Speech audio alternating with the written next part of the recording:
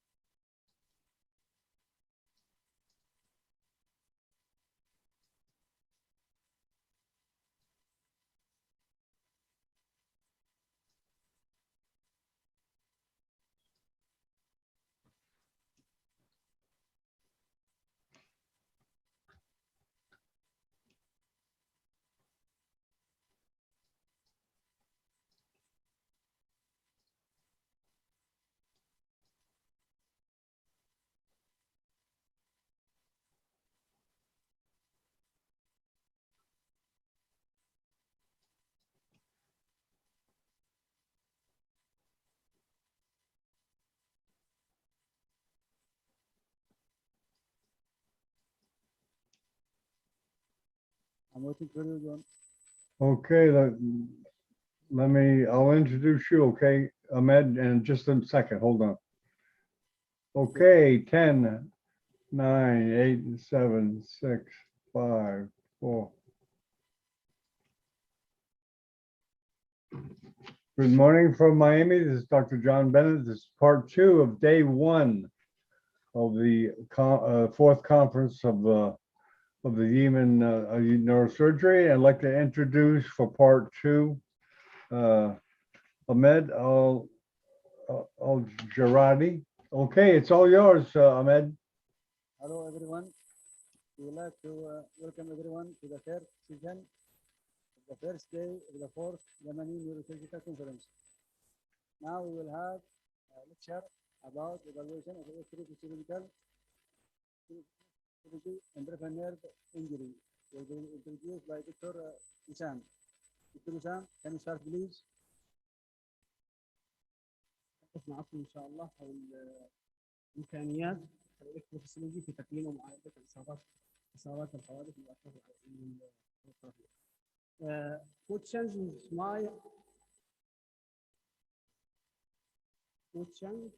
you might have about electrophysiology, EMG and NCS, what can it establish in traumatic peripheral nerve injury, such as axonotmesis, neurosis, localization. Dr. Wissam, can you share your screen?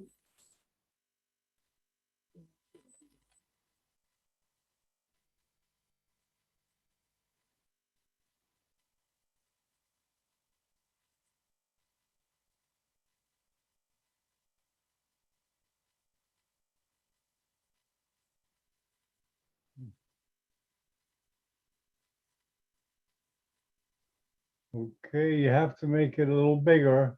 Put on presentation mode. Okay. Could you show Ahmed how to put it on presentation mode?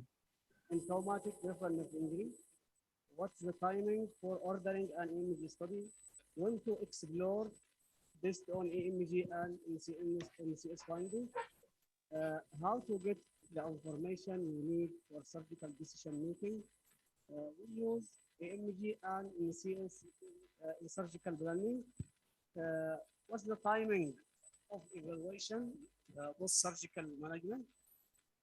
How can be used of electrophysiology modalities for accelerate nerve regeneration and increase quality outcome. نبدأ بالتساؤل الأول. what can be established traumatic peripheral injury? Can be detect conductive loss across a segment of nerve? Can we differentiate neuropraxia from transection injury, exoscope or neurokinesis? Differentiate partial injury from total one? Can help localize lesions? Can identify muscle re-innervation before watch clinical recovery? Can identify root avulsions if there are no distal lesions? The component of electroneuromyography تتكون من electromyography, needles electromyography. We can see to spontaneous activity and motor unit potential. Also, nerve conduction study, we can see to amplitude and conduction density. What's the timing? What's the optimum timing for ordering an EMG study? For motor, 7 to 10 days after injury. For sensory nerve, after 11 to 14 days. بالنسبة needles electromyography after 3 to 4 weeks post injury.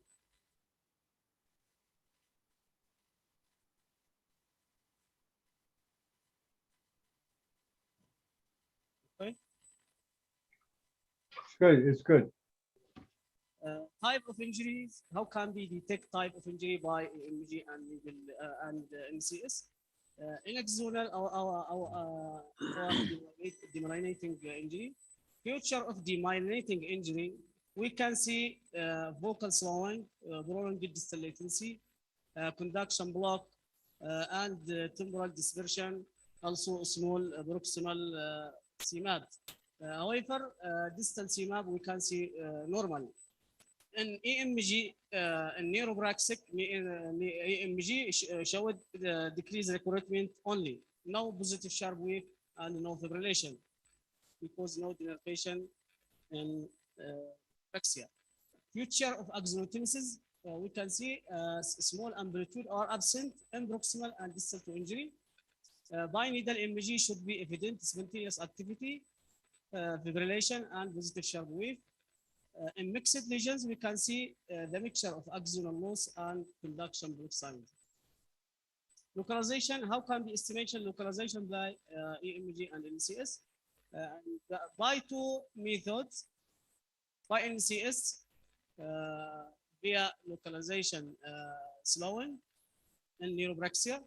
However, in axonal or neurotenesis, we cannot see by NCS. Can see by EMG via reinnervation pattern by identify muscle with and without the denervation potential.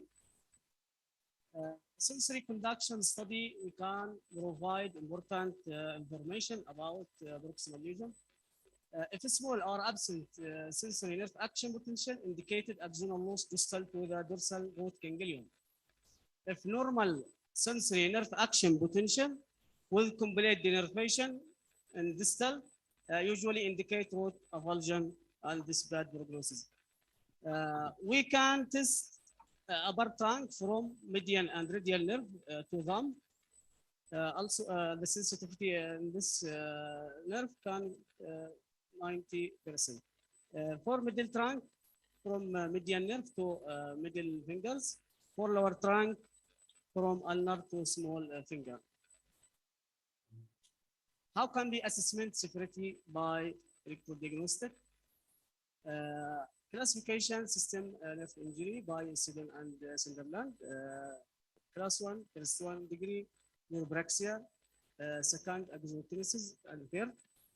Fourth and 5 neurotenesis, fourth neurotenesis in continuity, fifth complete neurotenesis, and sixth mixed injury which involved all types.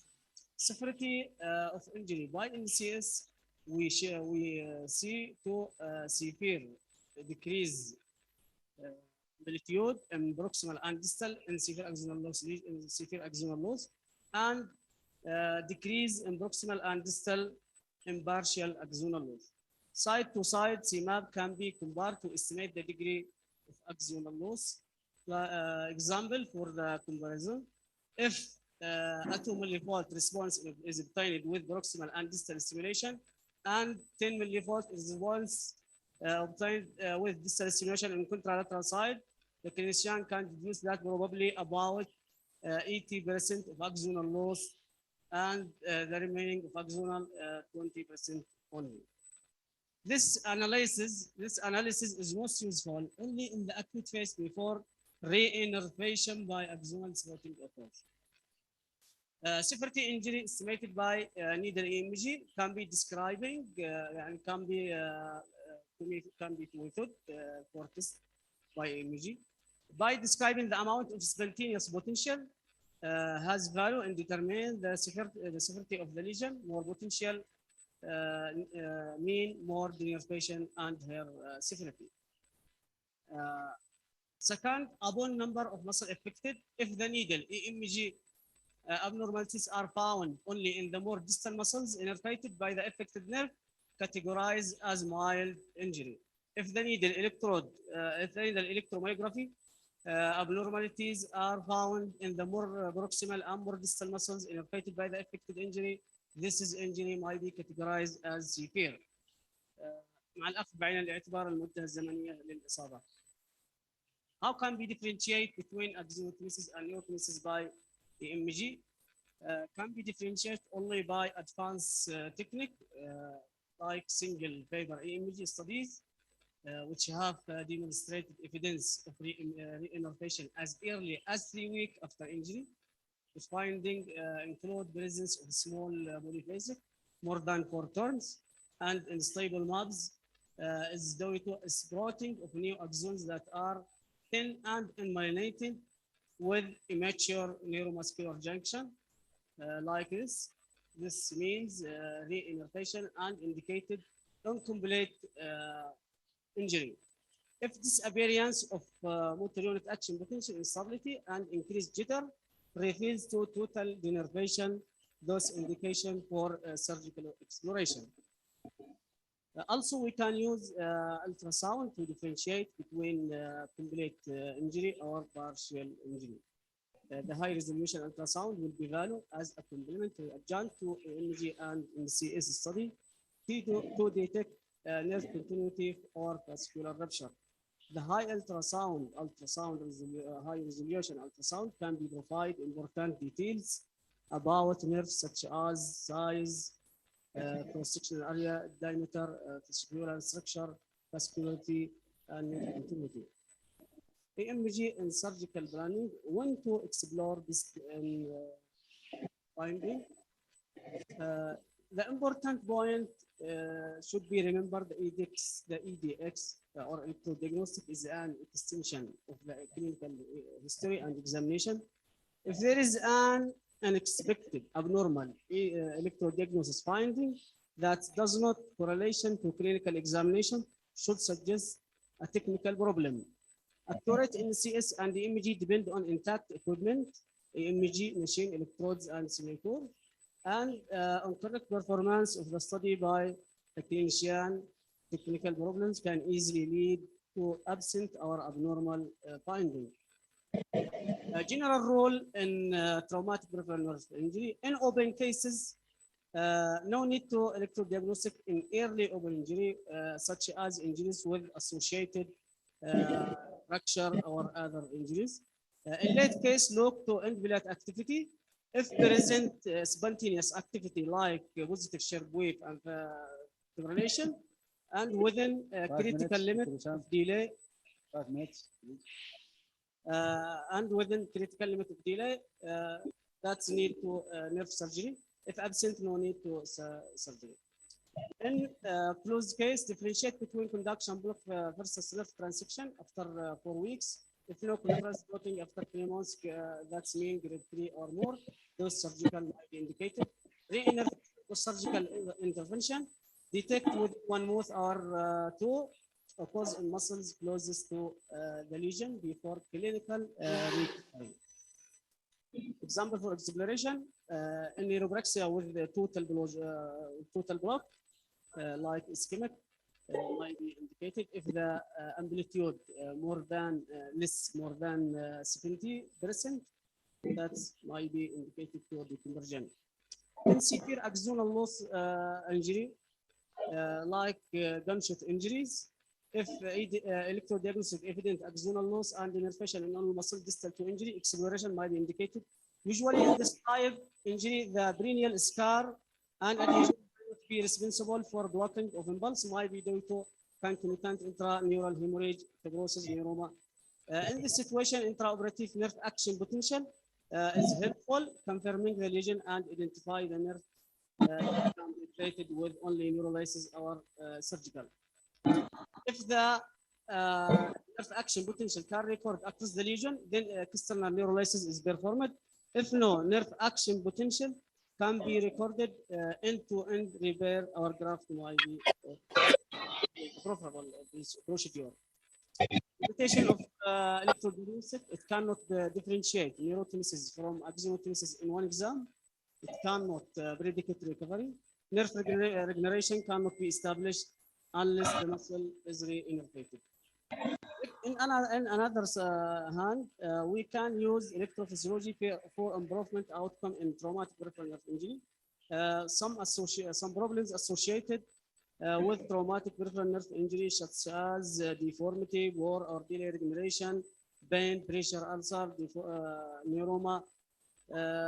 For this, we need to new therapeutic or adjunct strategy to promote the functional recovery and minimize traumatic nerve injury.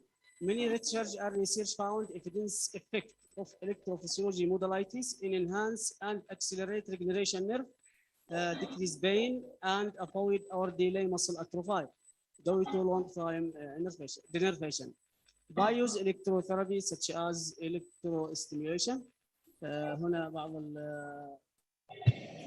البحوثات، هذا بحث أجري في الكويت ونشر في البلاستيك and reconstructive surgery association. In conclusion, the electrostimulation beneficial and accelerate recovery. A meta-analysis was performed due to the heterogeneity, but all studies showed positive finding and minor to one complication. This result provide primer for further development of clinical methods. هذا البحث طبعا نشر في شهر 3 2022. في بحث آخر بواسطة مجموعة من جراحي المخ والأعصاب والعظام في جامعة واشنطن. Application of electrostimulation for peripheral nerve regeneration, stimulation parameter and functionalism. في ملخص حق البحث: electrostimulation induced axonal regeneration via cycle adenosine phosphate pathways. Electrostimulation reduced regeneration time via enhanced cell body physiology. Electrostimulation has been successfully applied in the clinical nerve injury treatment. Electrostimulation with other therapies might have a similar also this articles نشر في مجلة جراحة الأعصاب. Brief electrical stimulation promote nerve regeneration. Experimental in conclusion. خلاص كملنا يعني.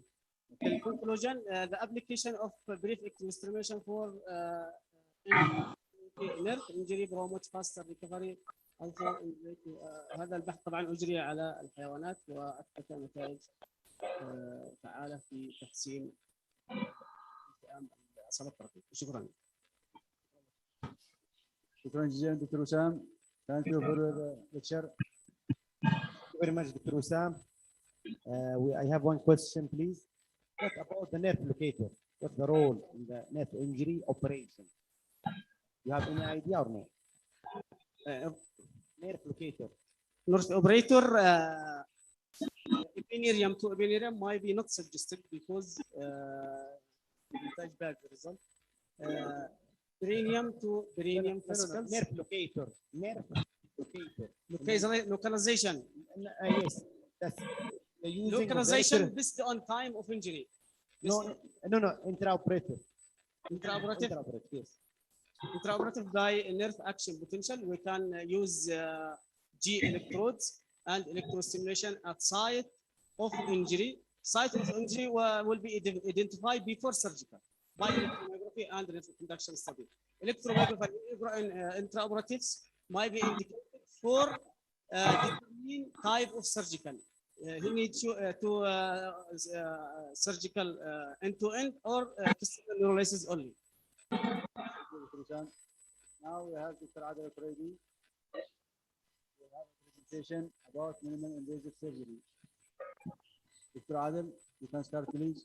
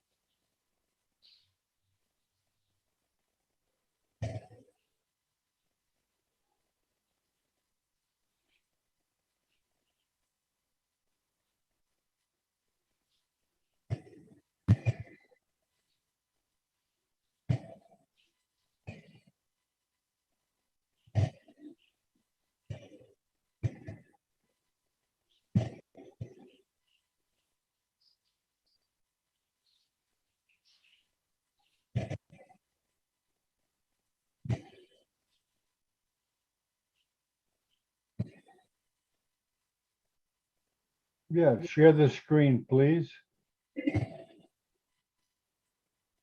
Share screen.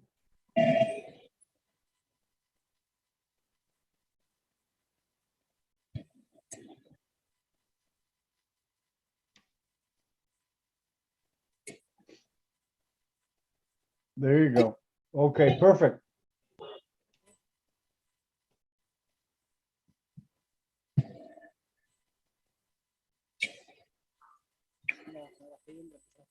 Speak into the mic, please. I can't hear you. Okay. About minimal invasive neurosurgery. Rather minimal invasive voice order. Start this what the invasive.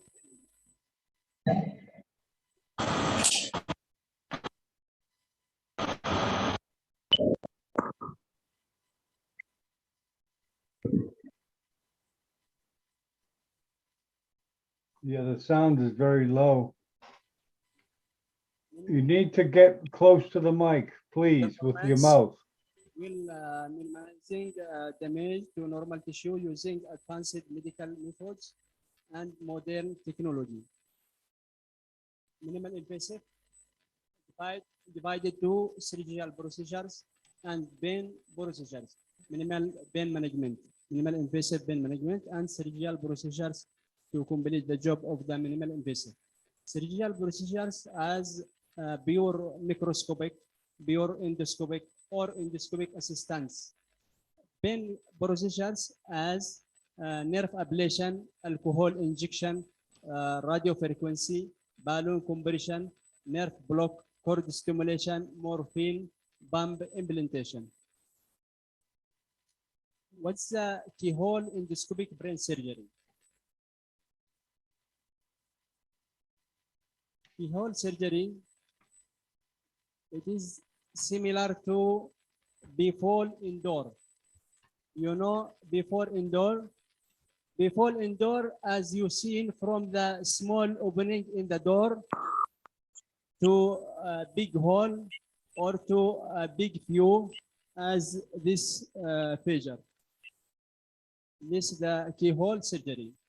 As use a small opening or a small incision, some in supraorbital or lateral supraorbital or medial orbital to see or to complete job or to do procedures in the skull base as in aneurysm or supracellular or others. It is similar to before indoor.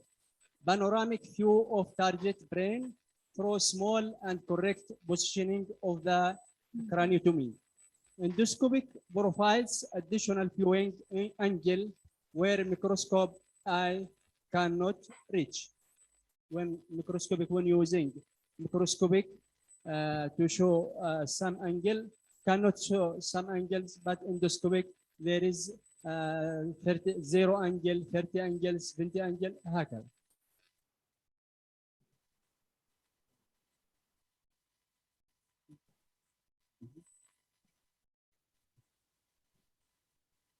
Pathogens treated through keyhole surgery. All adult tumors, all pediatric tumors, aneurysm surgeries, vascular malformation, hypertensive bleeds, venous sinus thrombosis, chronic subdural hematoma, selective trauma. This figure to show about the development of one procedure.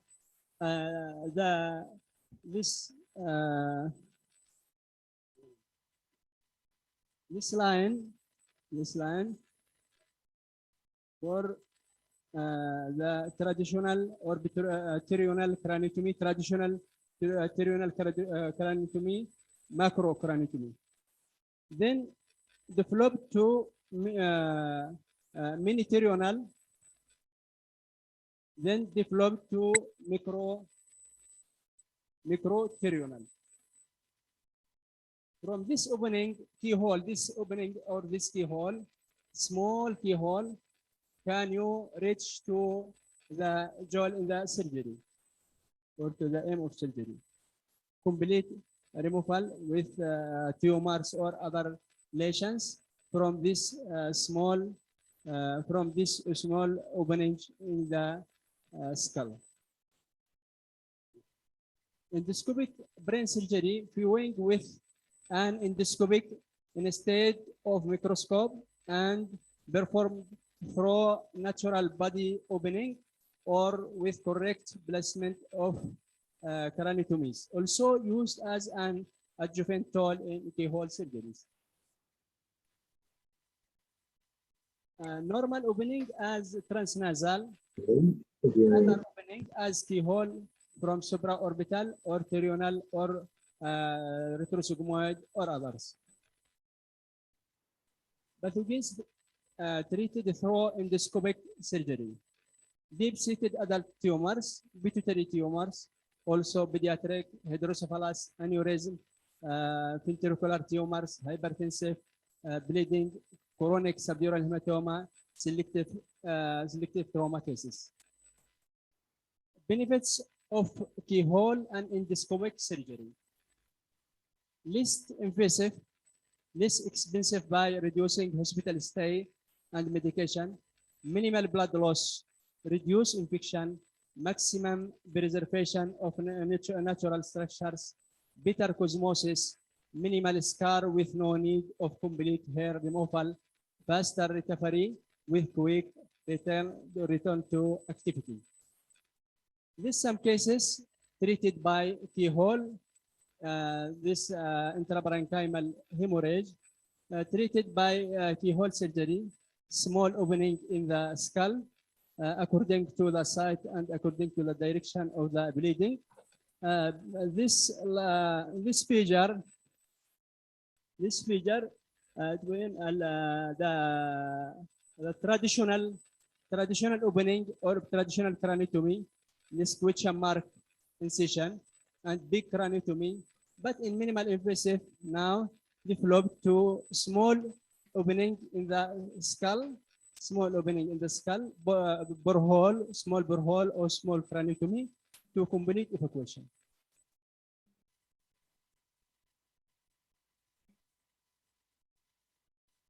This other, see the size of the incision in this figure and size of craniotomy in this parietal skull, this hematoma before. Median supraorbital approach. This line to show the median supraorbital approach. Median to the supratrabecular nerve and supraorbital nerve. This to reach to skull base, suprasellar or bilateral skull base. Okay. This microterional approach, this line, and that's small scar. This scar for aneurysm, anterior communicating artery aneurysm, clipped from this side, from minimal or micro terional approach. This supraorbital approach also.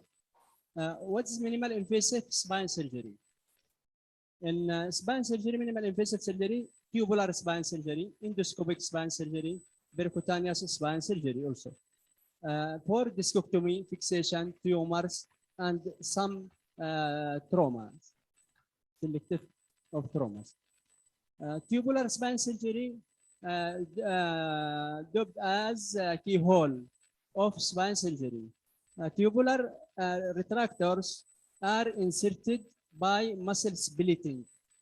In minimal invasive, there is a prevent to normal structure destruction, as in this tubular splitting of muscle to prevent also continuous or permanent or destruction of muscle. Tubular retraction are inserted by muscle splitting instead of muscle cutting. It is a microscopic spine surgery used for discectomy, fixation, and tumors. This is the tubular machine. This diagram to show the size of normal structure destruction in the minimal invasive. This this measure traditional to muscle destruction or skin or the size of opening, but in tubular mesh you see the small incision, no destruction the muscle, no destruction bone, no destruction the subcutaneous or skin. Endoscopic spine surgery also is similar to tubular spine surgery, but there is types of endoscopic spine surgery as foraminal, translaminar. No, okay. Interlaminar approach. This transforaminal approach is percutaneous spine surgery also to fixation.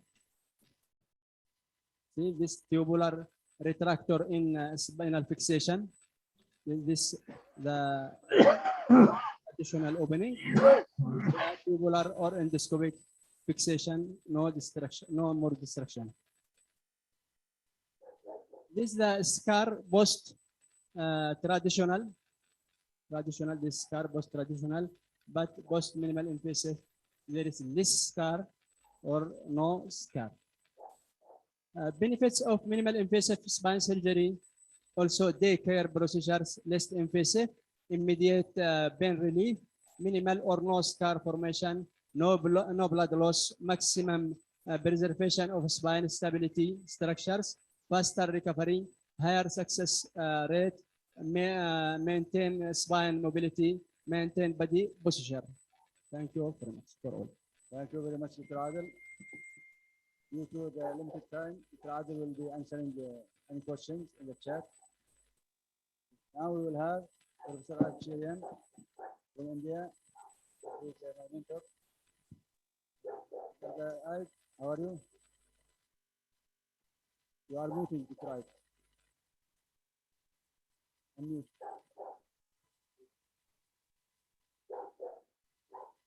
Ahmed, hello. Yeah, that's good. Yeah. Are you hearing me properly? Yes, we hear you very good. Dr. Ait will now present a lecture about new technologies in neurosurgery.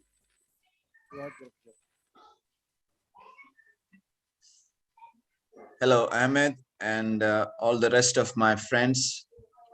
It's an absolute honor to be participating in this meeting. Before I start, I must say that Ahmed spent some time with me while I was in Nepal before I moved to India. And it has been a great time with him. As much as we taught him, we learned things as well.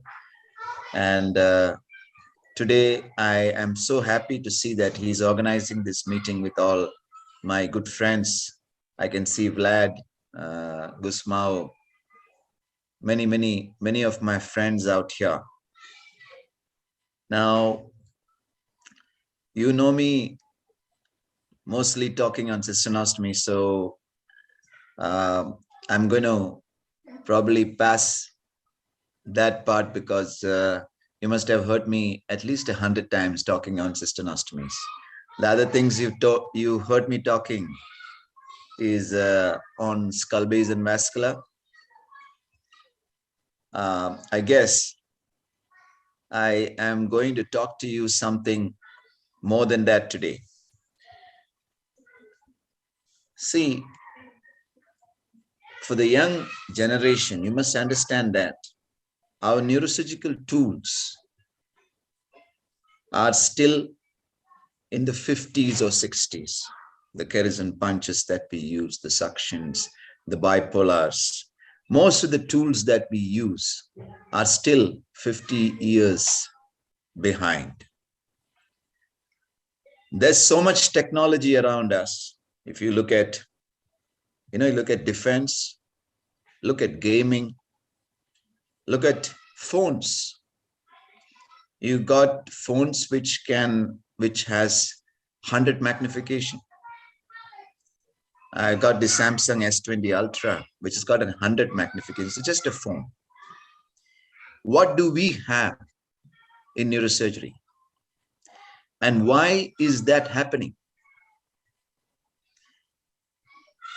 Still, we are holding on. I mean, literally holding on to over 15 kg of lenses and prisms suspended by an arm mated to a base unit. And we're looking at the field with our eyepieces.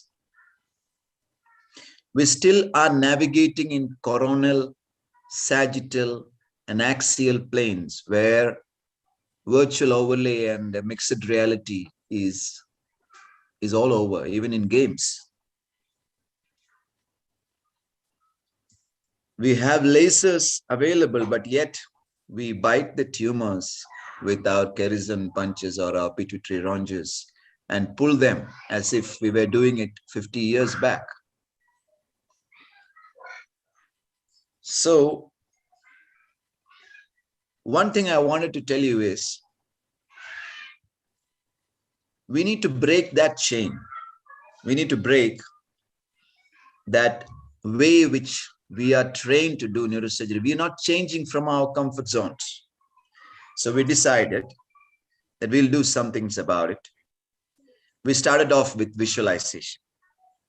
So the first thing, we got a Keyhole, but then after that, we thought we're going to take a chance and get this Exoscope.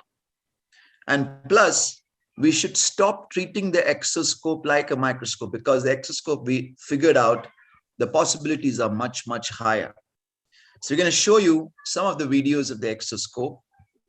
And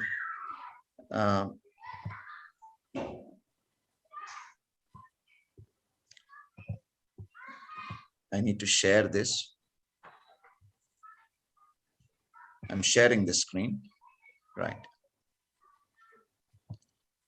You don't see your screen. Okay, now it's good. Can you see? Can you see my shared screen? You see your computer screen. All right.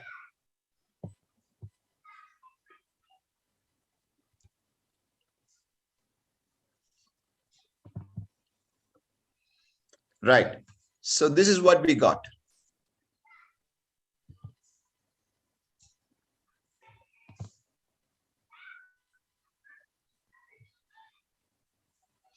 So this is the AEOS Exoscope. Now the thing about it is that it's a robotic arm. It's a universal robot, a robotic arm. We're working with Escolab to improve it further, but the features that it has, well, no microscope can combat it, because you're not holding on to something and moving around with it. Here, you sit down on looking at a 3D screen and the Exoscope does all the moving.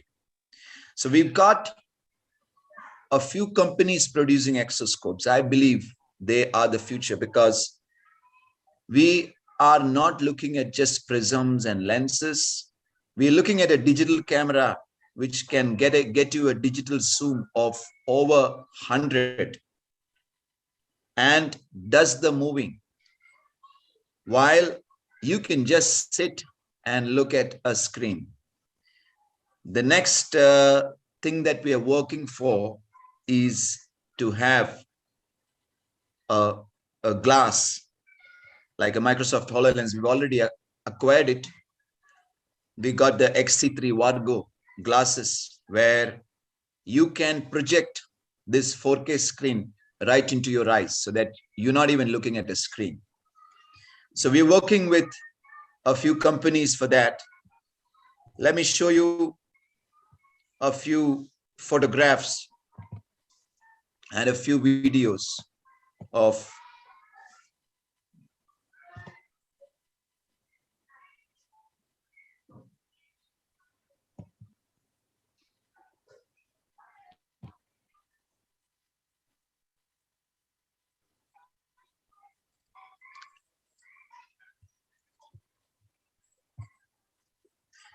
So one of the things that I like about this exoscope is that the surgeon is seeing something and I can go to the screen and I can tell him, say, listen, this is where I want it. I don't have to have the surgeon from the microscope look out at some other place. So plus the maneuverability, the 3D perception, the stereo depth is on a completely different level.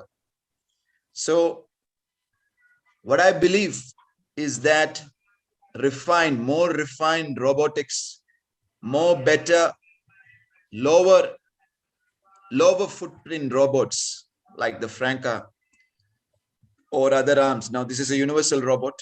So we may have other robotic arms which may come with a much smaller footprint camera, which is much better. And that would phase out the realm of microscopes. We had a great time with microscopes, but then nothing stays on forever. The only constant thing is change, and we've got to adapt to it. Now, the advantages that the Exoscope offers, I don't think any microscope can combat it. If you see in the background, we have the Keyhole. It is a fantastic scope, probably the best scope ever produced, but then I don't think it's any match for an Exoscope. Alô, Paulo. Tô aqui, acordei cedo, tô aqui esperando você falar, viu? I don't understand that. Oh, I'm sorry. Hold on. Tá? Uh, Deixa eu desligar. It's Sebastião. Sorry about that. Let me. No problem. No problem at all. Another thing. I think we're all set.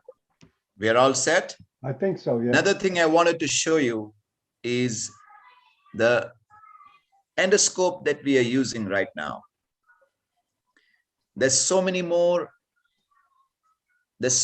improvements that can be done in that endoscope. So we tried to have a Mitaka holder. When I remember Ahmed, when Ahmed was visiting us, probably we had a pneumatic poinsettia arm for the robot to be held. The problem was that it was prohibitively costly. Second thing, the moment you release the button, that arm would just collapse. You know, if you're in the ventricle or something, it's a fearful feeling. You have to support the endoscope and the whole system first, and then release it and then move it. So we decided that we will design an endoscopic holder, a robotic endoscopic holder. And this is what we came up with.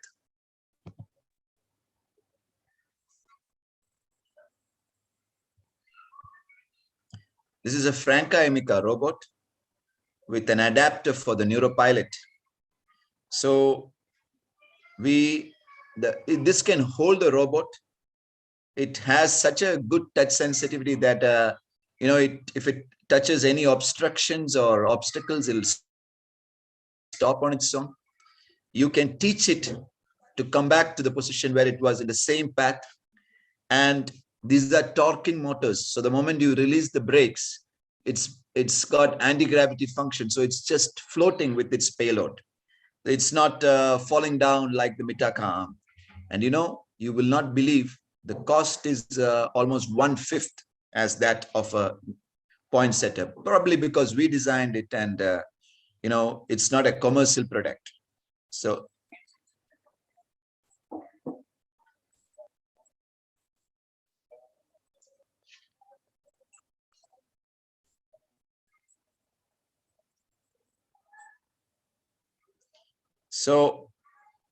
now these are two things we have gone ahead and designed. The other few things which everybody can adapt to is, one is we got a simulation done with our navigation guys, the HRS guys from India. In this way, we can put an oculus and reconstruct any scan. First, we can fuse scans, and that is done in every navigation system. So you can fuse an MR and a CT and segmentate it. And then after that, we can reconstruct it in VR. So we have the oculus, and you wear the oculus, and then you can reconstruct it, and then you're inside the scan. So in this place, with the Siemens, we are establishing a 192 slice CT scan, which would come on rails and then do a CT scan. As soon as the CT scan is done, we'll have a virtual reality model which can be reconstructed in an Oculus, and we're trying to overlay it onto the Exoscope image. We wrote a chapter about this in the digital anatomy textbook from UNESCO, which we call it the Hyperscope. I don't believe in patents or intellectual property rights, so that's why I would like to, you guys could do the same thing, what we are doing.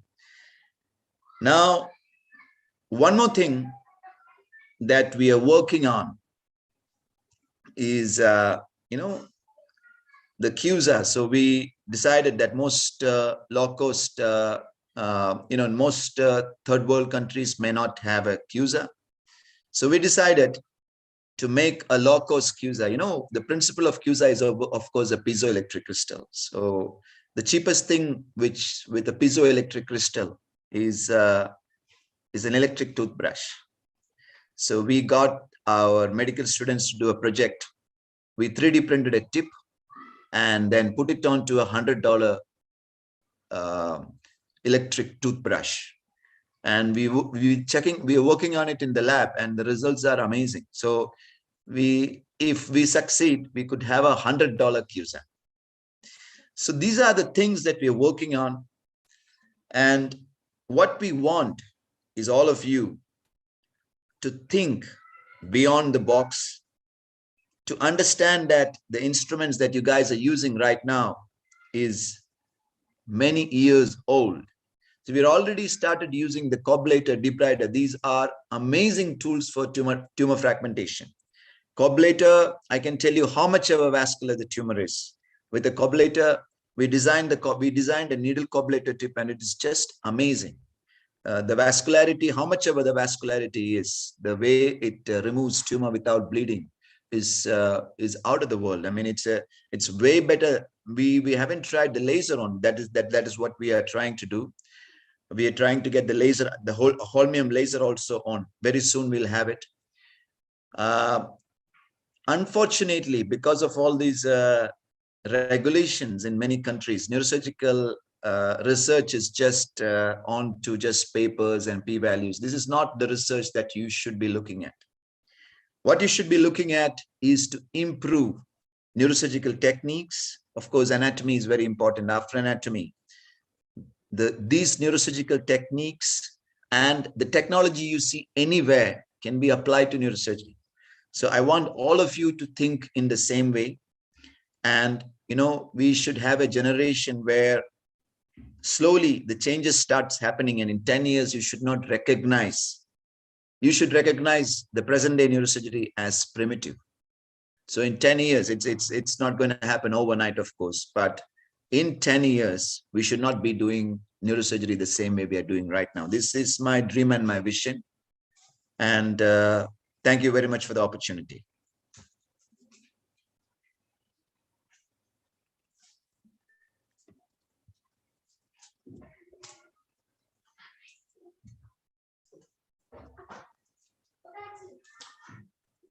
I'm talking.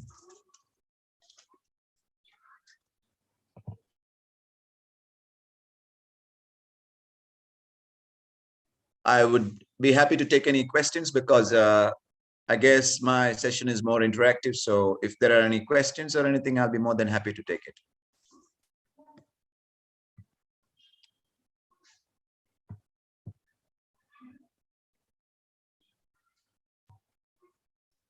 Ahmed, are you there? Professor Aid, Dr. Aib, Yes, Ahmed. now I have one question regarding Yes. 3D screen that we use with the Exoscope. It is Yeah. the same 3D screen we use with endoscope or different? Yeah, so I have two screens, one attached to the Exoscope. That is a 27-inch 3D 4K screen. And I also have a 55-inch 55-inch 3D 4K screen, which is what I mean. With that kind of a screen, I get almost 100 magnification. So I have two screens. Of course, when my new theater we are designing the new theaters, we find that the screen is a bit of a problem. So what we did is we integrated a 32-inch 4K monitor screen onto one of the booms. So I can bring that boom to wherever I want, just over the patient, just right next to my eyes. I can bring it whichever way I'm facing, this screen would be facing me. So this is right on the top of my boom, like a light, but the mobility is such that Mackay has designed it. So the mobility is such that I can bring it anywhere I want. So I remember Vlad talking yesterday about the problem with the screen. We acknowledged that, and we thought this was the best solution. So the 32-inch screen would come right on my front, right behind the patient's head. So, I mean, right on the patient, in fact, I mean, on top of the patient. So you can see directly and you can operate. So this is just brilliant because I can look directly and my assistant can look directly onto the screen. We have another question from Dr. Ayman. Thank you, Professor Abe, for nice presentation. My question about the image quality comparing to the endoscope, the new technology endoscope for Exoscope. How is the image quality and the average cost of this Exoscope? Thank you.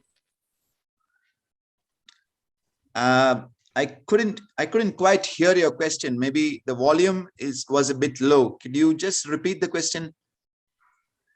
I mean about my question about the image quality. Image quality of Exoscope. It is comparing to the conventional endoscope. It's much better than the microscope even. So forget the endoscope. It's much better. The stereo perception and the stereo depth of this is much better than even the microscope.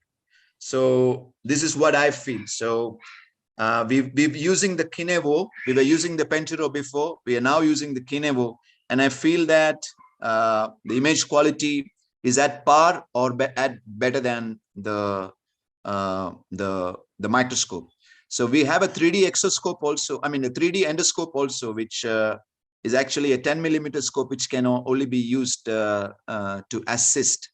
It is a big scope. So we are trying to bring down the length with Esculap. So we have that on the robotic holder as well. So sometimes we use that for a different perspective from, you have the exoscope perspective and you have a 90-degree or even more than 90-degree perspective. We can use that as well. That is a 3D endoscope. The quality is not so great, but it's reasonable. But the exoscope quality is very, very good. Thank you so much. Try. Yes. Use the endoscope and the exoscope at the same time with the same arm. Yes. So this is what we are designing right now. I'm in Europe in the last week of July, and we are hopefully bringing out a platform where we can use the exoscope, and then instead of we doing it on two different robots, we can see the endoscope going coaxially into the operative cavity. We can see the endoscope going in with the exoscope, and then we can switch the view to an endoscope. This is a project that we are working on. We are looking forward when it will become commercially available, so we can use it. No. This second project that we are talking about, we are hoping that it will be commercially available in a couple of years, but not now. We will wait. No problem. We can wait. Thank you, Dr. Aid. Anyone have any questions in the chat?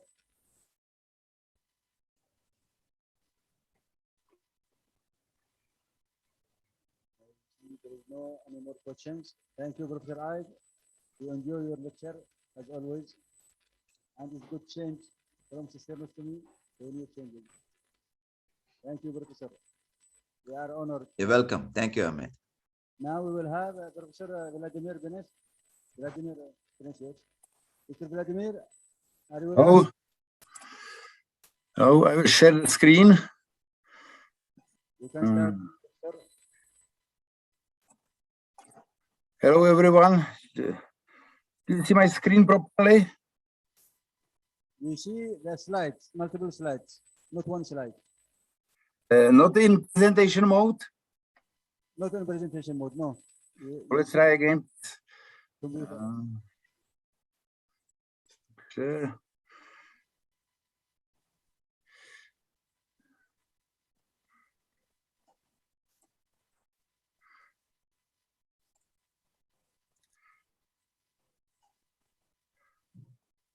You see your computer screen. About now? Computer screen, not PowerPoint presentation. Yeah, open that file, Glenn. I opened the file. not- It's well, it's not exactly open as here. yesterday. I really do not understand this. It always worked. So let me try again. John, which one should I open? Try to open the presentation. The same. You see your computer screen. Not You the, still see my computer screen and not the presentation. So let's try again from the very beginning.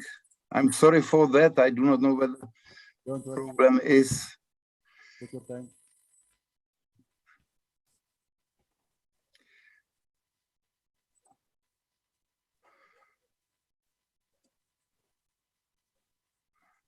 It's not. So let me do it. Once screen is stopped with the share window closed. So now let's start again.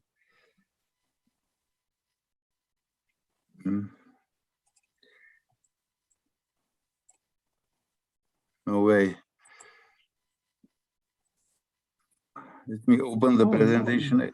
Do you see my screen now? Yes, it's better. Better. So I should try to go for presentation mode. Right. There, perfect, perfect. You got it. Perfect. It's good. Okay. Thank you very much for invitation. It's really a great honor and pleasure to be with you. And I really love these webinars since they are usually very enlightening and good. And it's really a pleasure to be with YEMEN group since it's something new to me, actually. I'm going to talk about the arachnoid membrane and cisterns, since I believe that in skull-based surgery, the arachnoid is really the very important structure. In skull-based or in top neurosurgery, we have two main subspecialties. It's vascular and it's skull-based. And actually the border between the two is the arachnoid membrane. Since vascular, it means aneurysms, it's a subarachnoid surgery. You need to open the cistern, you need to cut the arachnoid, you need to go in and dissect the aneurysm within the cistern. Just the opposite is the skull base, which is dominated by meningiomas, and meningiomas are extra arachnoid surgery because you lift the arachnoid, you do not want to enter it through, you just stay outside the outside wall of the arachnoid system. So these are, in my mind, two important features. I would like to show you what it means. This is the aneurysm surgery, and you see that the whole vascular tree may be easily exposed. Why? When you cut the arachnoid, when you open the cistern, when you go from carotid cistern to chiasmatic cistern down to interpeduncular cistern, and you can really open the whole system, you can approach all the aneurysms, like in this case, all these 5 aneurysms were treated from one single small perineal craniotomy, just going through the cisternal space. This is it. You see the aneurysm, it is the ophthalmic aneurysm, here the optic nerve optic canal is drilled off, and the aneurysm I'm trying to get off.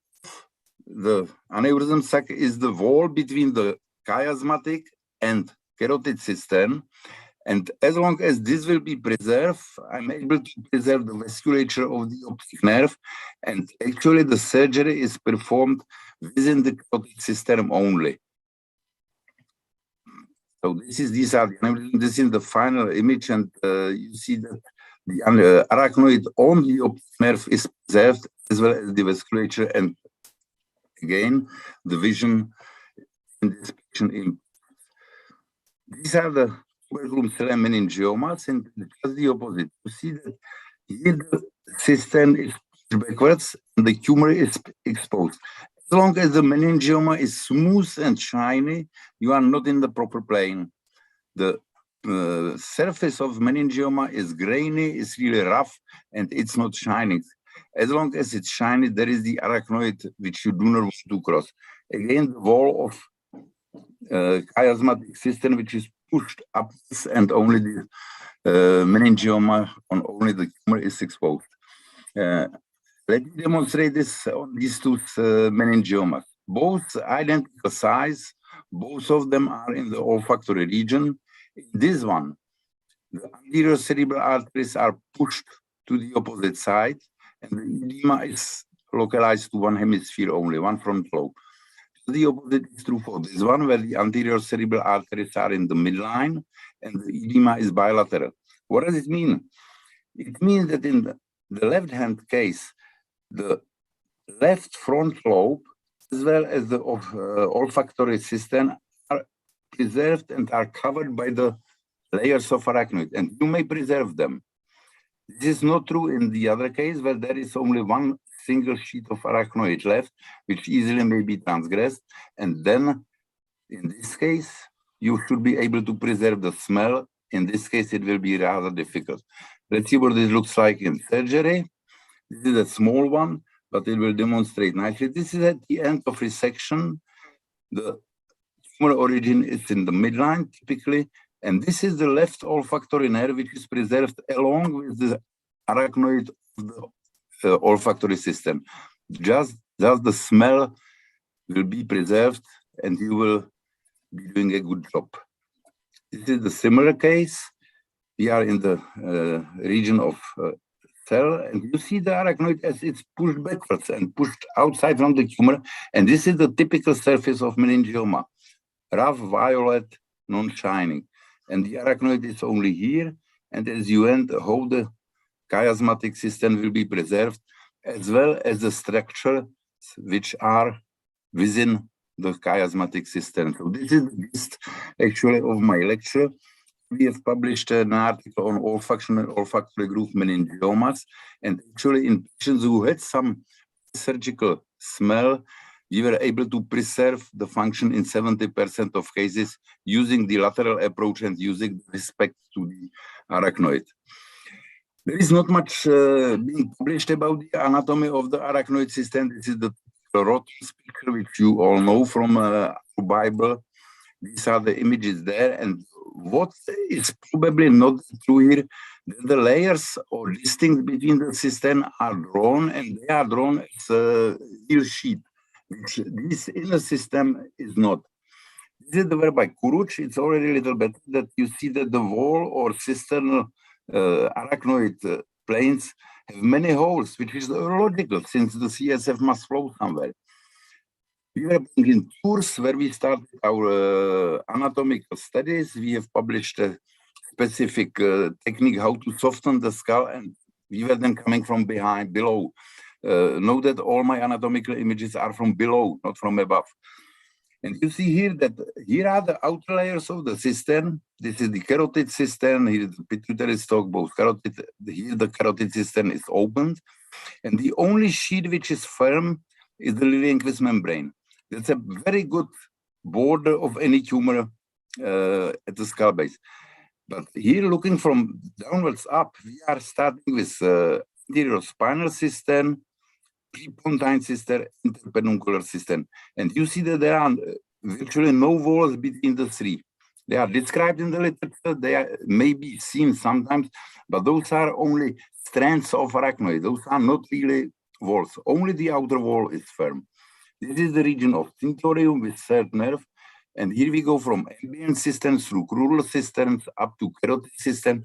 And again, those are only like strands, not the real wall, but still this may be used in surgery, and still this represents some plane of dissection. Not firm, but still there is a plane of dissection. Actually, we are moving in the skull base in a very small circle. It's a circle of some 35, 37 millimeters diameter. And actually the diameter of table tennis ball is 38 millimeters. So this is the smaller space than one table tennis ball. And you may find some nice things there. Like in this case, this is the distal ring, proximal ring, and you see that you can go in between and dissect the carotid between the rings rather easily. The next thing was that there is really a short, few millimeters long aspect of carotid within the skull, as some MFT has published, where the carotid artery is not covered by the arachnoid and where it then is endangered by our maneuvers during the clinoid meningioma resections. Here we see the sixth, here we see the fifth. Here is the Petros apex, or was the Petros apex. And what you see here, that outer to the fifth, the outer arachnoid membrane is rather distant from the brainstem, as opposed to the region above the fifth nerve, where it's very close to the brainstem. And here are the problems where petroclival meningiomas are adherent to the brainstem, and where most usually some remnant is left because the arachnoid is so close and because the tumor may grow more easily into the suprapendymal space. So what do we need to know about the arachnoid? You plan the approach with advanced knowledge of systems and expected arachnoid layers. You must define as best as possible the tumor origin. For that we have two images. You must define in which system we are doing our job, what structures are there. It's very easy. If you enter the carotid system, there is the carotid artery and the third nerve. You enter the crural system. In crural system, there is the Rosenthal vein, and so forth, so forth. If possible, we should stay within one system as long as the tumor is localized in one system or pushing the one system only.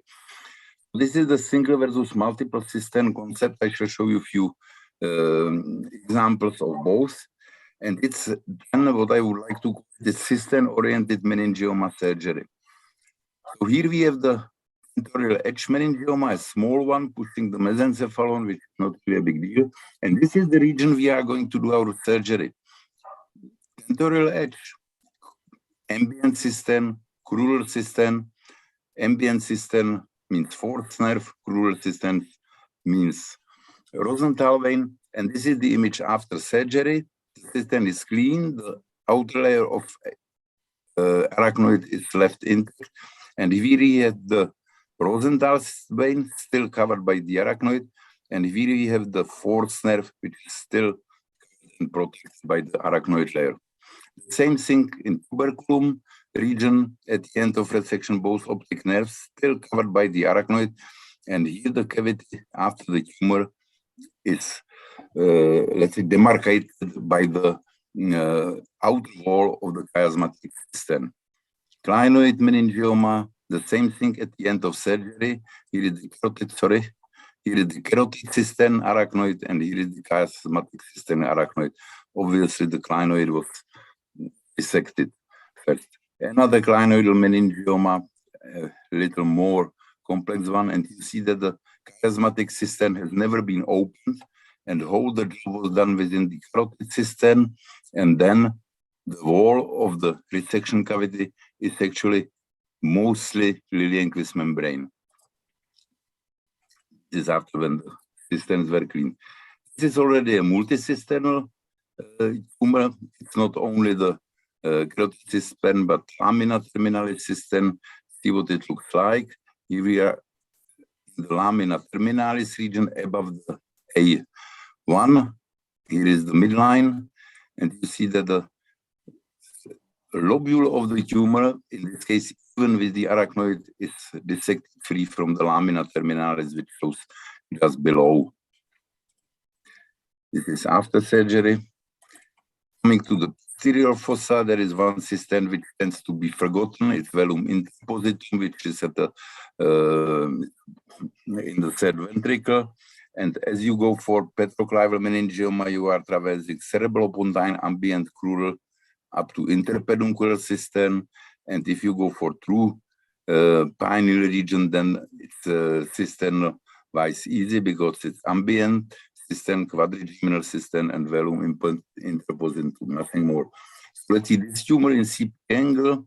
which is posterior to the nerve, posterior to the cerebropontine system. And you see that after the resection again, the wall is the arachnoid, outer arachnoid of cerebropontine system, means that we never ever exposed the nerve. This is the Dandy vein, which is there as well.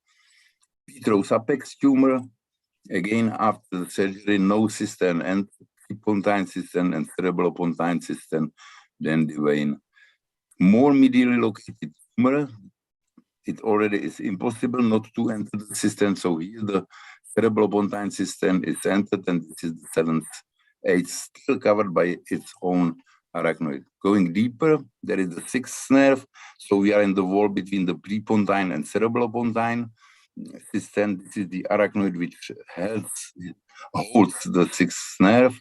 Dissected free, the tumor is medial to the nerve, and obviously, if you stay within the system, the only structure endangered is the sixth nerve, seventh, eighth, fifth, and medially here is the sixth nerve.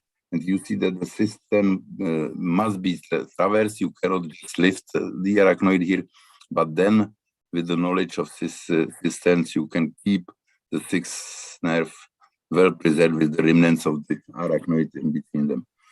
PC junction, it's rather easy because you are in cerebromedullary and anterior spinal system.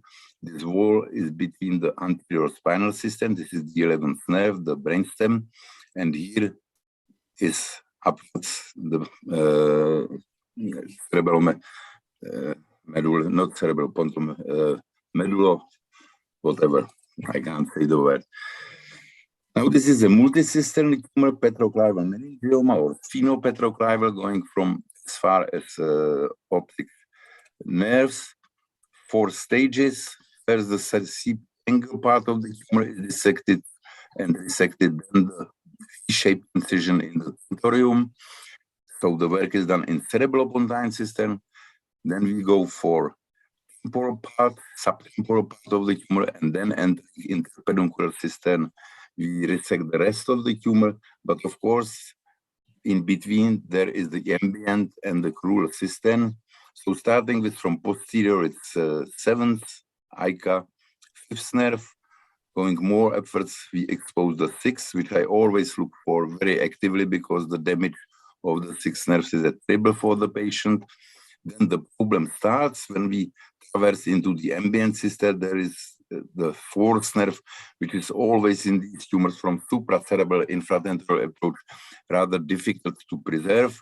And then we end up in interpeduncular system. So this is the opposite side, posterior clinoid process, P2, optic tract, and pituitary stalk. And this is the ipsilateral image, again, posterior clinoid process, again, P2, then superior cerebral artery running towards us, the 3rd nerve, and we can go to basilar with PCA and superior cerebral artery, and this shiny structure there is Lilien's membrane, which is the anterior-most point of resection, and you see the whole approach, which opens up very easily, and here is the V-shape cut in the tentorium. This is after I actually never traced tumor into the cavernous sinus for DGF radiosurgery if needed. A more complex tumor, as Professor Sherian was talking about Exoscope, this was done with Exoscope. The beauty of the supra-infra approach is that you very early on see the interface between the brainstem and the tumor, which helps you in deciding what kind of resection you will be able to perform. This is the superior cerebral artery, which is just the medial to the temporal cut. The 5th nerve, which is in the tumor, in this case, fortunately, the tumor was rather soft. What's happening here is the 3rd nerve and the anterior-most part of the tumor, just here, which will be resected. And after this, one would go for the subtemporal part, which is outside the main system. So it's the resection as any other. And all the time keeping the system. This is the Lilienquist membrane. This is the 3rd nerve. This is the uncus. So you see all the structures easily here. Now going down is the fourth nerve, again the problem, and in almost all cases this nerve is damaged, but patient doesn't realize that. This is the sixth nerve, very, very carefully dissected free and very thoroughly monitor whether we really are where we want to be. And this is the end of procedure where is the fifth nerve already being released from the tumor. The lower limit of the resection is of the approach is the intermediate canal. This is after again an end of the tumor left within the cavernous sinus. This is about the velum interpositum. You see that here the tumor is in velum interpositum and pineal region. Again, the same approach. These are the systems which are going to be opened, both ambient on both sides, the dorsal parts, quadrigeminal system, and velum interpositum, which is the last. So you see here, and you see how dense the arachnoid in pineal region is. So this gives really very good planes of dissection in this region because it's unlike other arachnoid system in the skull base. Here, the cisternal system is very, very firm and almost not transparent in many cases. So what we start with is opening the tentorium and resecting the parts on the right-hand side. See it? You do it in sitting position, since I believe that the sitting position is best for that because you use gravity to help you open the approach. This is the tentorial opening, which was performed only on the right side. On the left side, it was not necessary. This is the base of the temporal and occipital frontier or border. This is a little trick to insert a stitch into the tentorium, which helps in a little more retraction. This gives you some 1 or 2 millimeters, but these 1 or 2 millimeters may be important in this region because it's somewhat steep. The part of the tumor, the lobule, which is embedded into the mid-temporal region, and as soon as you move this, still to the left side and all the arachnoid here intact, the corpus callosum will be exposed in this region. And going forward, you now shall see probably the callosum to decrease the size of the tumor, which is probably the best way how to demolish the tumor or break it down. Somewhat a little edited video, so I'm sorry for the length. Now we are getting to the corpus callosum, and underneath the corpus callosum, this is already the genus, so it turns anteriorly at this region, and as soon as this part of the tumor is resected, one gets to the anteriorly pointing lobule of the tumor, which is within the velum interpositum. There is some noise, some extra noise. Mohamed Omer. All right, I'm moving the microscope, and you see this is the lobule of the tumor, which is located within the velum interpositum. I'm not going to take your time much. Here on the right side is the right Rosenthal vein. The left side is marked by left Rosenthal vein. Above the tumor, there is the vein of Galen and both internal cerebral veins, which are running on the side of the tumor. And these are definitely the structures which are to be preserved. And these internal cerebral veins in this region, sometimes you may have some problems and they may be too stuck to the tumor, but always they must be preserved and dissected free from the tumor. The part of the resection where the tumor is lifted from the quadrigeminal plate, and again the quadrigeminal plate remains hidden behind the arachnoid of the quadrigeminal system. So you see it here that it's still arachnoid on the quadrigeminal plate. All right, I built this after surgery, and you see that we were as far as here. published this along with friends from EANS on petroclival, on anterior clinoid and tuberculum cell and meningiomas, where we compiled all the recent knowledge. And I would recommend you these articles because they really are very, very comprehensive. Then we've published the Simpson grade 4, the potential of supra-infra approach with some focus on these petroclival meningiomas, then spinal meningiomas. When we were in meningiomas, we even published meningiomas in dogs, since I've operated some 20 of them. And again, even in dog, you see that it's shiny, it's covered by the arachnoid. This is the lateral aspect of the pons. This is the same petroclival meningioma or Petros meningioma as in humans. We have this International Academy of Neurosurgical Anatomy, and we really love to spread the knowledge. We love to teach young people. So we are organizing webinars. The next one will be on 21st June. So please join. It's always top quality speakers. This time it's in honor of Professor Keke Turel, whom you probably know, and we love these hands-on seminars. I guess that this was somewhere in Mombasa. I also would recommend you these two books we have put together. Good morning. I am George Jarin from Ecuador. Quite far. Thank you very much for your invitation. Excellent conferences, excellent conocimientos. Thank you. I believe that the organizers will thank you too, and let me just now, I will myself thank you for the invitation and for giving me opportunity to give this lecture. So thank you very much. Okay. Ahmed, are you there? Ahmed? Are there some questions in case? I have one question, please, Professor, about you said during your lecture that you use the sitting position. What is the measure you use during the sitting position? You don't, I mean, the risk of air embolism.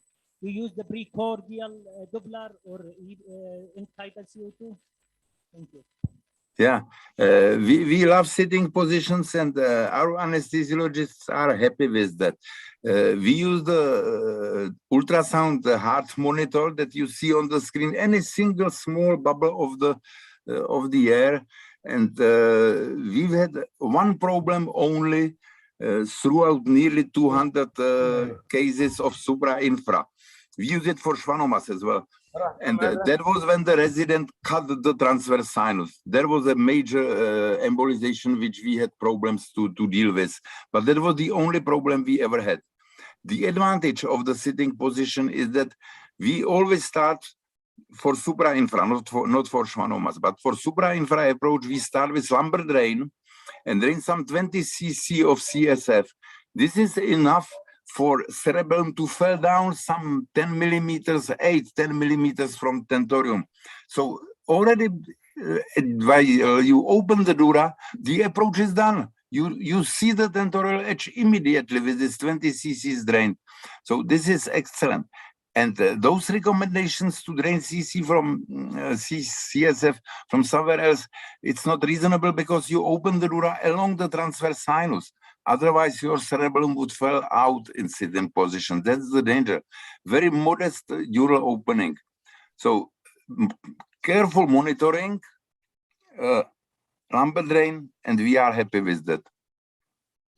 No problems we ever had. One I told you about.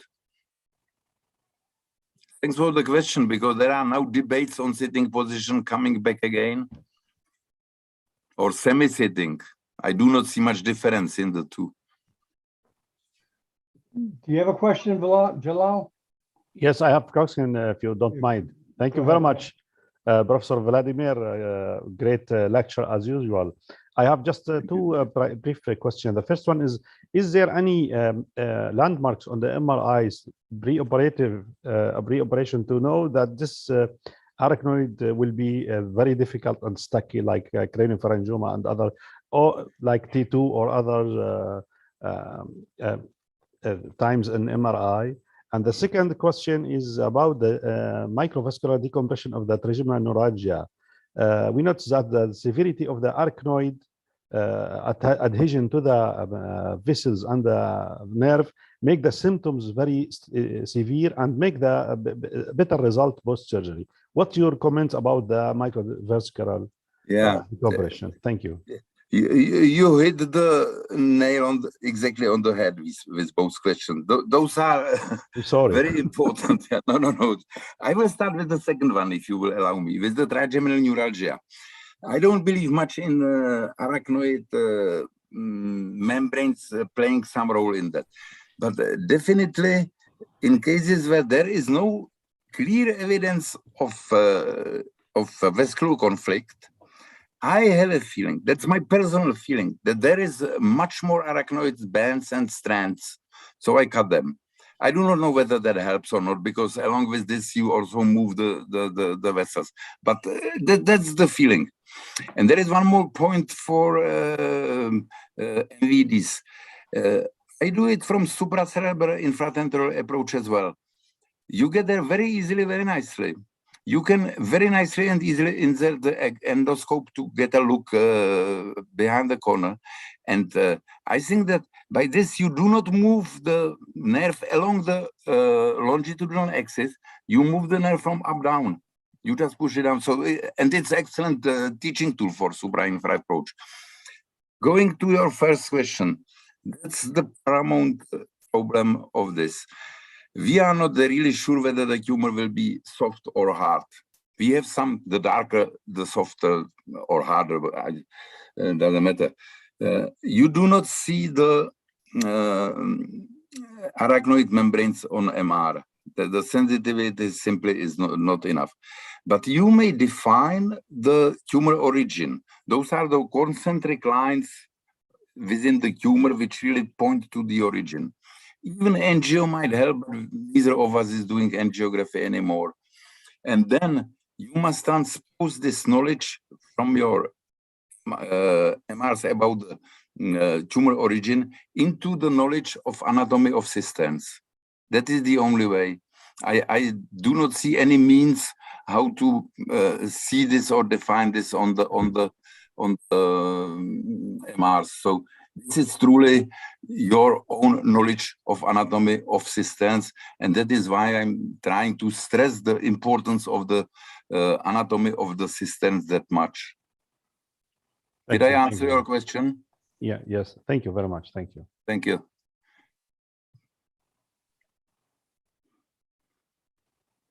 Is there another question? Hello, Professor Benesh. Abida. Oh, Abida, how are you doing? Welcome. Fine. Good to see you again. Yeah. Professor Benesh, you do trigeminal neuralgia also in sitting position? Yes. Okay. Okay. So that we also need to Do change. you expect my answer or not? No, I expected it, but trigeminal neuralgia we do sometimes in lateral, but that's why I was just wondering. Sitting is good for that. Sitting is also, right? good. Okay. We do all schwannomas or MVDs and all supra-infra in sitting. Okay. Okay. Okay. You know, Vlad, this has nothing to do with neurosurgery, but I'd like to invite you to do a talk on Franz Kafka one of these days. That I can. I'm in his home city, am I not? I know, from Prague. Anyways, thank you very much. Okay, Ahmed, go ahead. Ahmed, are you there? To introduce Abby, right? Should be unmuted. Can you hear me? Yep. Yes, we can hear you. Now we will have Professor Abida Shah from India. We'll talk about anatomical basis of glioma surgery. Doctor, you can start. You can see my screen? Yes. Yes, perfect. I thank you, the Yemen Neurosurgical Society, for this invitation. And I thank Dr. Benish for taking over by the time I reached for my lecture. So without much wait, we start the lecture. So I'm going to talk on glioma surgery with an anatomical basis. So this is an alternative concept which we have devised, which we have hypothesized which helps in the surgery for gliomas. So just like you saw anatomy of the cisterns and anatomy of the skull base is important to do vascular surgery to do skull base surgery. In the same way, to do intraaxial brain surgery, it is very important to know the cortical and subcortical anatomy of this beautiful organ as it is resting on the skull base. So this is a recent publication that we had done where we defined the three-dimensional architecture and function of all the white fibers of the brain. So I divided them into these 5 groups, 4 horizontal groups and 1 vertical group. So the 4 horizontal groups were, the first one was this yellow circle, that is the superficial group of short association or short arcuate fibers. The middle group of long association fibers, where you have the SLF, the arcuate, the uncinate, the MLF, ILF, all those fibers. You have the deep group, which is in close relation to the ventricles, that is the fornix, stria terminalis, stria medullaris thalami, and the ones that run in a circle around the ventricle. The central group consists of commissural fibers. They lie right in the center of the hemisphere, and that's why I've called them the central group. And the last group is the vertical group, that is that of the projection fibers, which constitutes the internal capsule and the thalamic radiation. So if you see this DTI reconstructed images, you see that this vertical group divides the long association fibers into a medial and a lateral half. And if you realize, the medial side fibers do not cross to the lateral side, and the fibers which are lateral to this do not cross over to the medial side. And in between both these vertical group of fibers, there is the commissural group or the central group of fibers. So if you understand this three-dimensionally, glioma surgery becomes very easy. Now let's go into the origin of gliomas. We have taken rapid advances in the treatment of glioma. There is radiation, chemotherapy, there is supramarginal resection, but there is not much written on the origin of gliomas. It is still uncertain. And you can see by this cartoon that the glial cell is as equally important as the neuronal cell. As you can see from this table, the functions of the glial cells.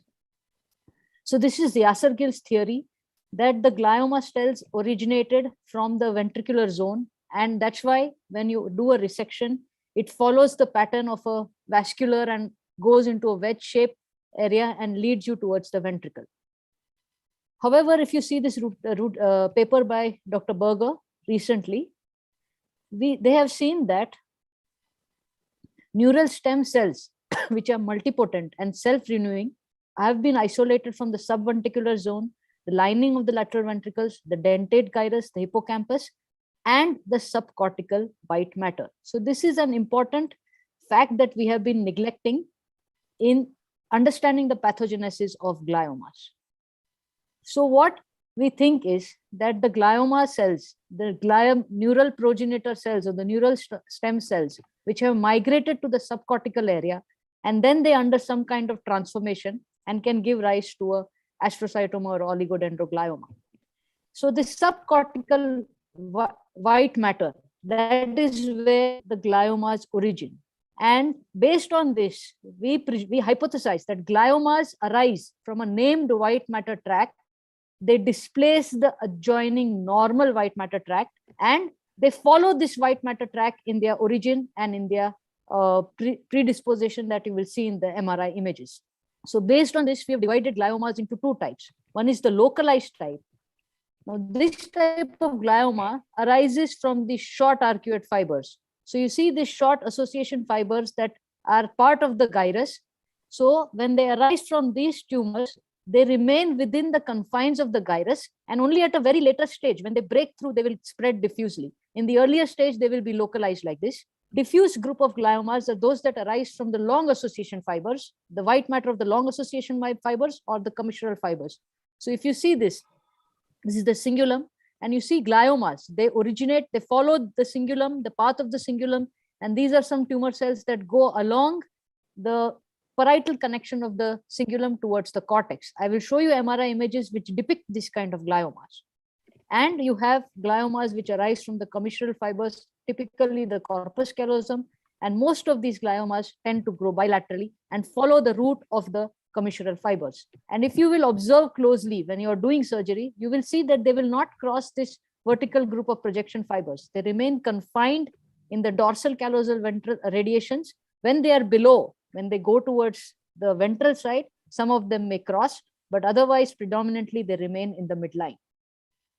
So this is another publication based on this analysis, where we evaluated the radiological images, and based on the extensions towards the fiber tracts, we proposed this classification. If you see this tumor, it is arising in the region of the superior frontal gyrus.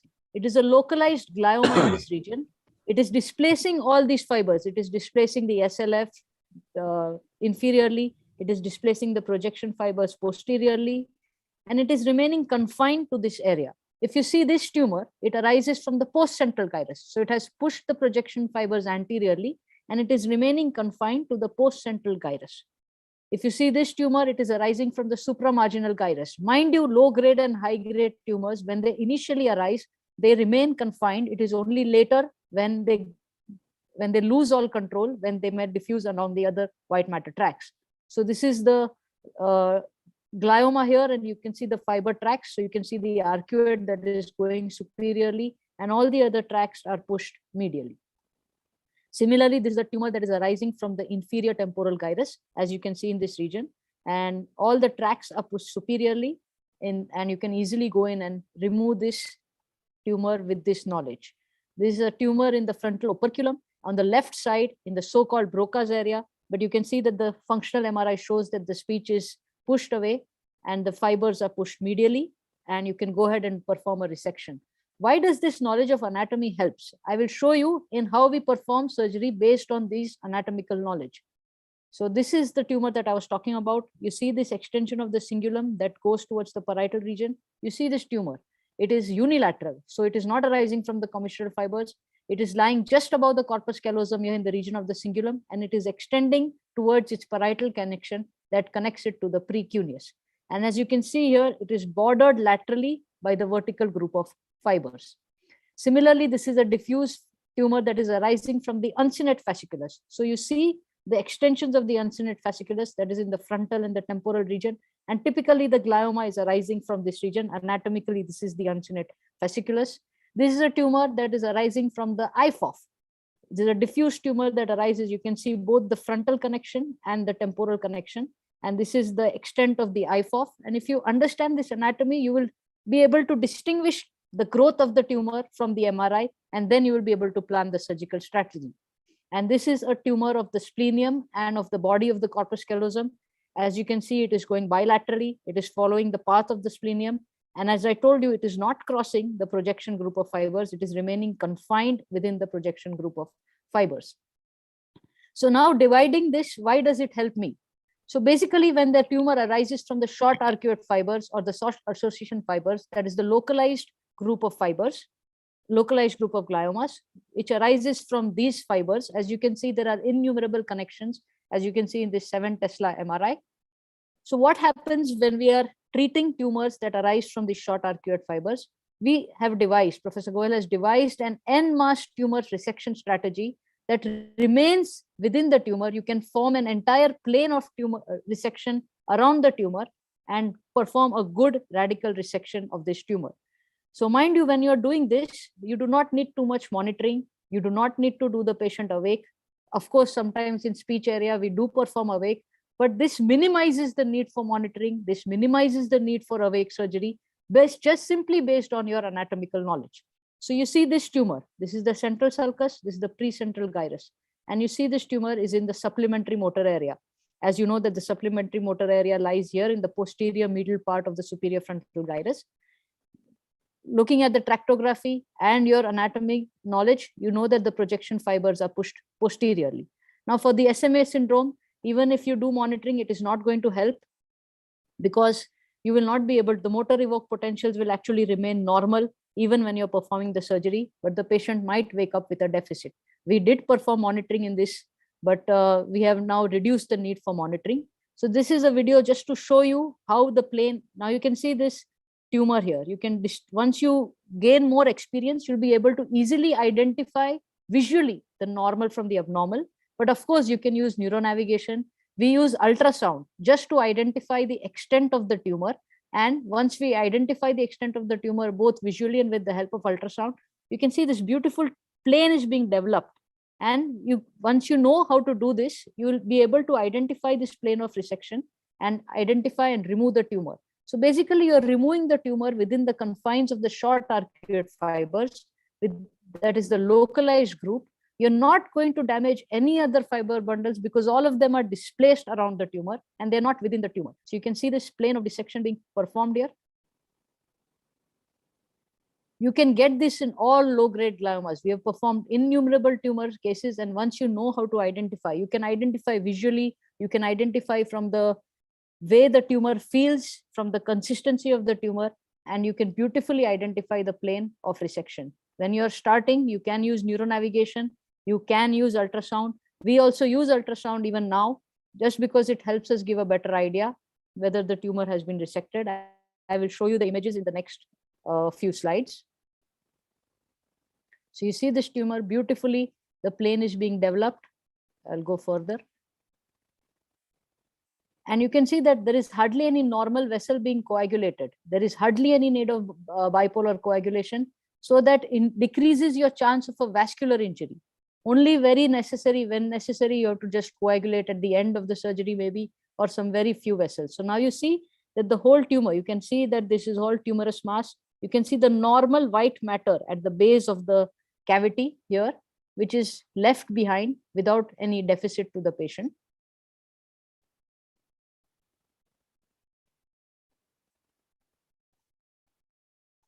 And this is the end of the surgery, where the whole tumor is removed in an en masse fashion.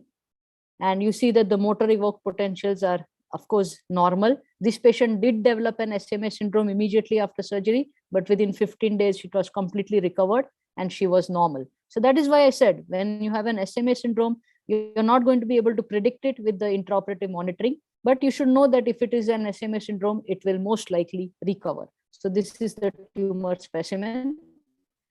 Another tumor is again just in front of the precentral gyrus. As Dr. Yasugil also says that not many tumors are released from the motor area. We also agree with that. Not many tumors are primarily motor gliomas. This one is just in front of the precentral gyrus. As you can see in this image here, anatomically, the fibers are displaced posteriorly. This is another video. I'll just show you a few minutes of it. So here you can again identify this is the abnormal area. So once you see it more and more, you will be able to visually easily identify it.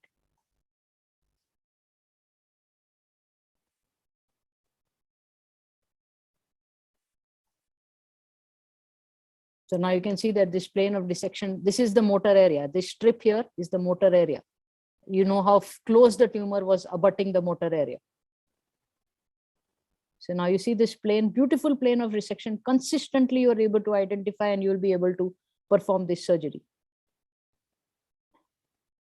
And here you can see at the base of the tumor cavity is the white matter, normal white matter tracks. And this is the preserved motor strip at the end of resection, and this is the resection cavity.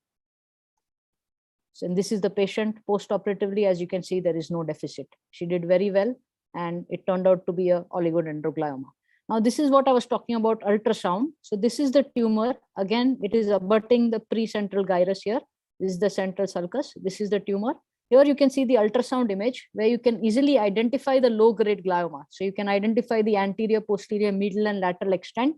And this is the ultrasound image post-resection where you can see this is the cavity and the entire tumor has been removed. The normal structures that you see here have been completely preserved. This is the post-operative MRI and this is the tumor specimen. Again, this is another tumor in the supplementary motor area, just abutting the precentral gyrus with a total resection performed without any monitoring, without any awake surgery. This is again a tumor in the critical area, and you can see the radical resection. This is a delayed post-operative MRI. This is again another tumor in the right frontal cortex, close to the motor area with a radical resection. So a lot of these tumors, we are able to do an en masse surgical resection without any problem, without any deficit to the patient, and performing a good radical resection, thus increasing the quality of life. Now going further, tumors in the superior parietal lobule. So this is your classical Wernicke's area where the superior temporal gyrus ends, and this is the region of the supramarginal gyrus. And these are tumors. These tumors, superior parietal lobule tumors, are not very common. We have a few in our series.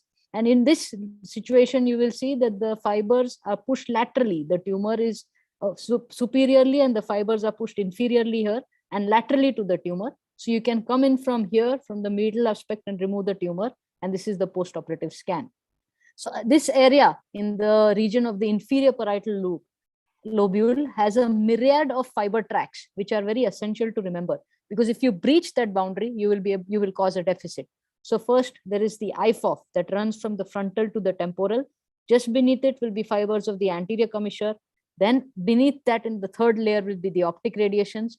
And along in superior to the IFOF, you will have the arcuate fasciculus and the middle longitudinal fasciculate.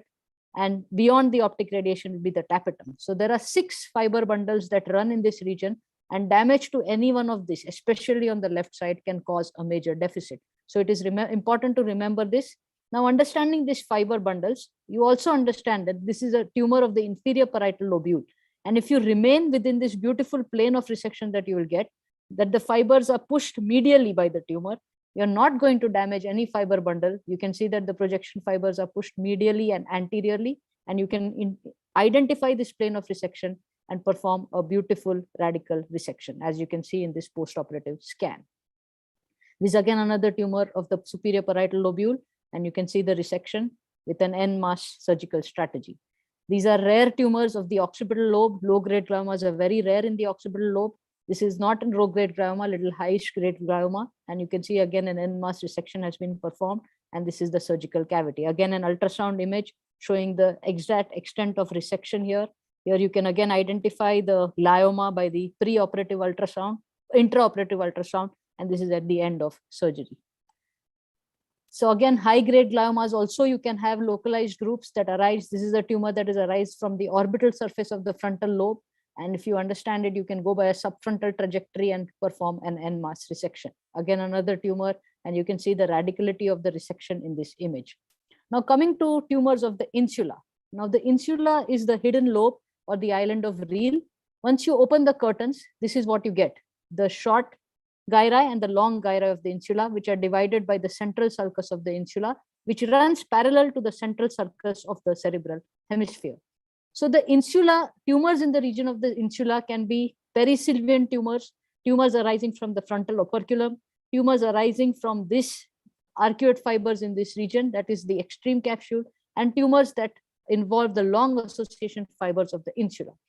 So this is the relation of the insula to various structures. This is just an anatomical image to show you how it is related in the cerebral hemisphere. And these are the fiber tracts in relation to the insula, which you must know. So this is the first one here is the arcuate fasciculus. This one here that is turning anteriorly is the uncinate. This one that is going from the frontal to the temporal is the IFOF. So here you can see that the uncinate and IFOF are very close to each other. And this is the region of the Lyman insulae. Once you remove the putamen, you will start seeing fibers of the internal capsule. Now in this image, I have lifted the arcuate fasciculus to show you the fibers of the optic radiation. And this is the region of the sagittal stratum. So there are the fibers of the IFOF, fibers of the anterior commissure, and fibers of the optic radiation as they combine to form the sagittal stratum. Stratum means a series of layers. And this is after all of the gray matter has been removed. And this is the entire extent of the internal capsule. So the anterior limb, the genu, the posterior limb, the sublenticular form, and the retrolenticular part of the internal capsule.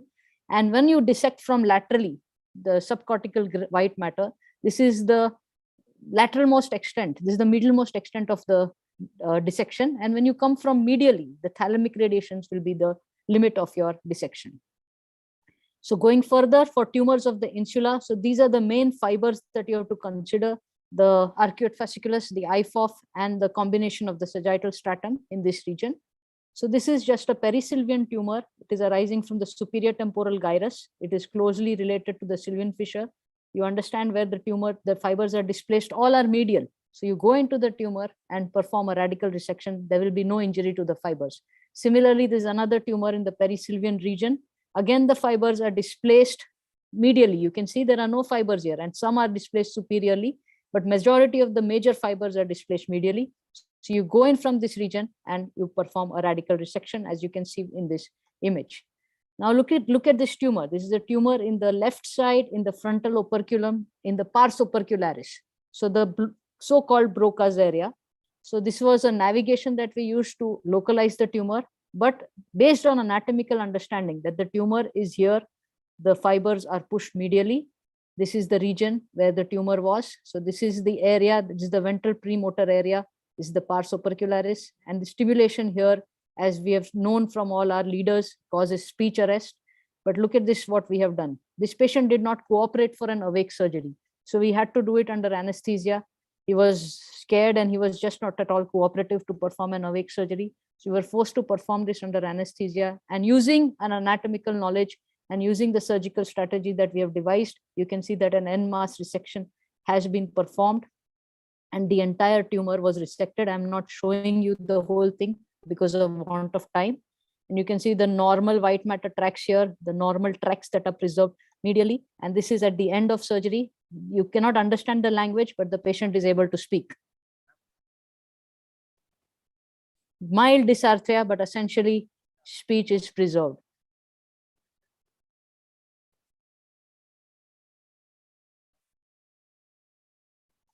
So even this dysarthria improved in the next 2-3 days.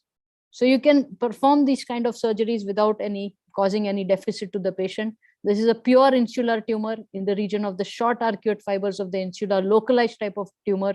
You open the sylvian fissure, go trans-sylvian, and perform a radical resection. Again, another localized type of insular tumor where you can do a radical resection. This is again another tumor.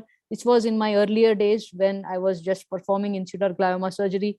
I used ICG to identify some of the perforating vessels before resection of the tumor so that I could preserve it, identify it from a vessel that was going into the tumor or going on to supply the cortex. So you can see that I've done some dissection here, and this vessel that I identified by ICG was ultimately preserved and the tumor was removed, preserving this vessel, which was a normal vessel going on to supply the brain. And this patient did well after the surgery without any deficit. So you can see that the entire vessel I have preserved here. I identified this vessel by the use of ICG. But nowadays I don't use because obviously the anatomy is better now. So this is again another insular tumor. You can see that it has been removed except for a small bit in this posterior aspect, as Professor Benes likes to call it, the V. So this is another tumor, the uncinate fasciculus, arising from the uncinate fasciculus. You can see the fibers that are displaced, and this is the post-operative resection. Again, another little high-ish grade tumor in the region of the insula, and you can see the resection that I have performed. This is again another tumor that is arising in the region of the IFOF. So you identify the way it is going. It is in the region of the IFOF, and you can see this beautiful resection that I have performed. This is again another tumor in the uncinate fasciculus going frontal and temporal. This is the image showing the uncinate fasciculus. This is the post-operative resection. This is a tumor. You can see this is the pink one is the arcuate, the blue one is the IFOF. This is a tumor that I believe is arising from the arcuate fasciculus. It is following the course of the arcuate fasciculus, and you can see the resection after surgery. The tracts are pushed medially. Here you can see the projection fibers. So this is a tumor of the SLF, the middle part of the SLF. You can see that this tumor is involving this long association fiber. It is a diffuse group. So surgical strategy of diffuse group is you can remove them partly en masse and partly piecemeal depending on the location. Now coming to the limbic system, we have extensively studied the anatomy of the limbic system, and you can see that this is the whole Pappes circuit, the hippocampus, fimbria, fornix, mammillary body, mammillothalamic tract, anterior nucleus of thalamus, anterior thalamic radiation, cingulum coming back to the hippocampus. And this is the entire Pappes circuit dissected removed outside the cerebral hemisphere. And this is a very highly cited paper and one of my first papers on white fibers of the brain. And understanding this anatomy of the limbic circuits also helps you in performing radical surgery. So I had shown you earlier this tumor of the cingulum, and this is the post-operative resection. This is again a tumor in the isthmus of the cingulum. So this region here, you can see that it is unilateral. It is just above the splenium. And this is the fiber tracts that are displaced anteriorly and laterally. The projection fibers are displaced laterally. So you go in, we use neuronavigation for this patient, and you can see the radical resection, and the patient did very well without any deficit.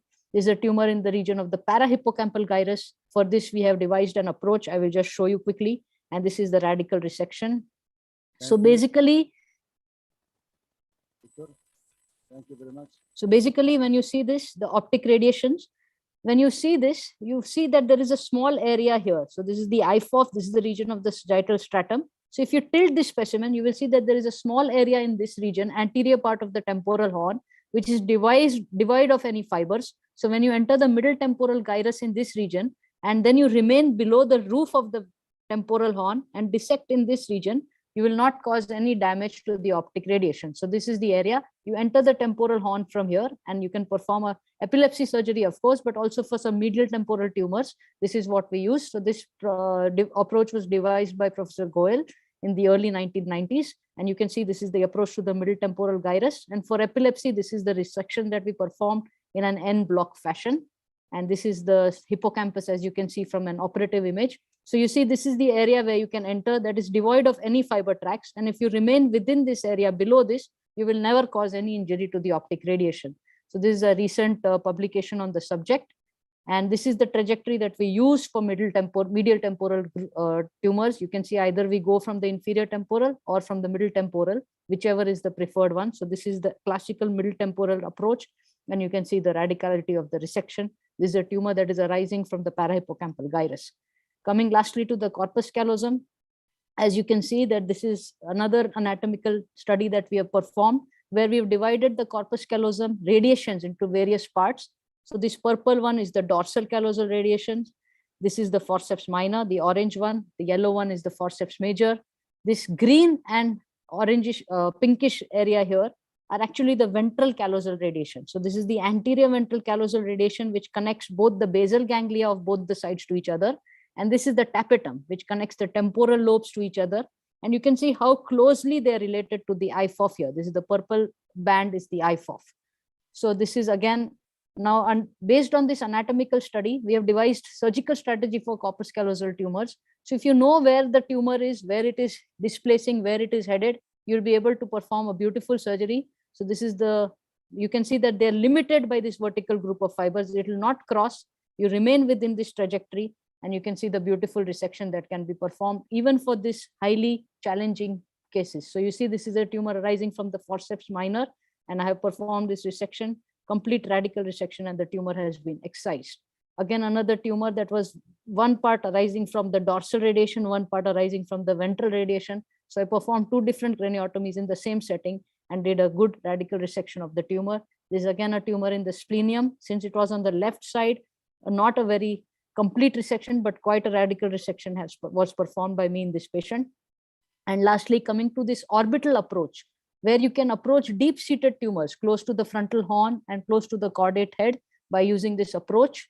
So this is the trajectory. We had earlier used this approach, described it earlier, and recently we did the white matter correlates and the surgical experience with our approach to caudate head tumors. So these are the two trajectories that we have described, a medial trajectory coming from the middle orbital gyrus and a lateral trajectory coming from the lateral orbital gyrus, both of them reaching the caudate head. This is the shortest trajectory to this region.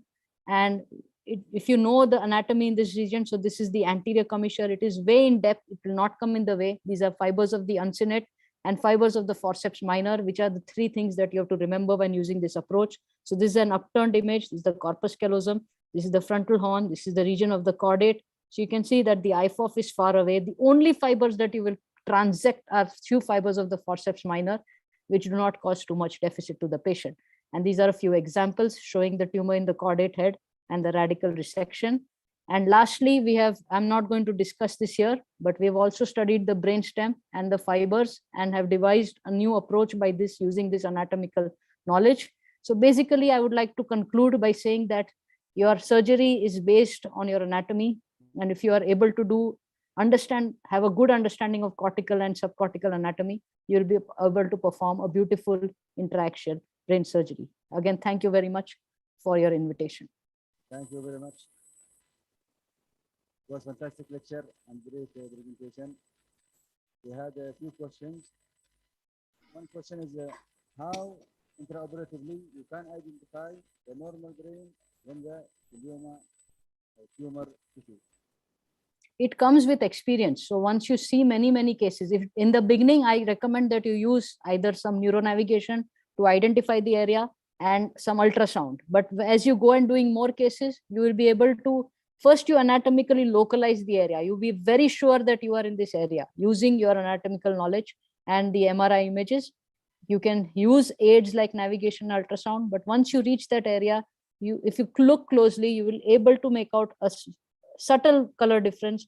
Then the consistency of the normal brain cortex and white matter is different from that of a glioma.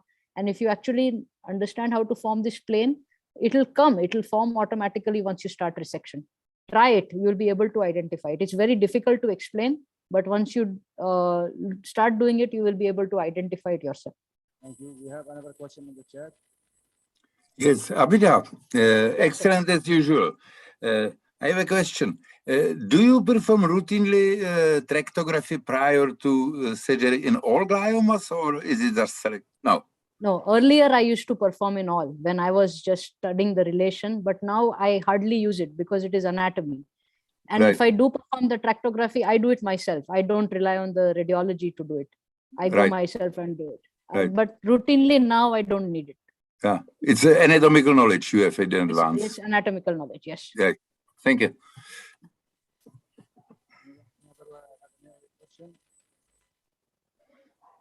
Takashi Kun from the questions and the chat, he has a question. He's saying, to remove the tumor, what amount of flare lesion do you consider to remove? See, immediate post-operative scans is not a good scan to assess the flare. Do it the assessment of your post-operative after your resection after 3 months. But we do not go on the flare images. We are using the anatomical approach mainly. So we go around the plane, and whatever comes a little bit normal tissue around it, we remove it completely. I do not go beyond. I rely more on the surgical plane rather than the MRI image. But if you've seen most of our post-operative images, you can see that the flare portion has also been resected. It comes in that single plane. And whatever does not come is probably just edema or something like that. Thank you, Professor, for a nice lecture. My question about what neuromonitoring do you use during the resection of glioma? As I said earlier, we used to use earlier transcranial MEPs and phase reversal and few awake surgeries.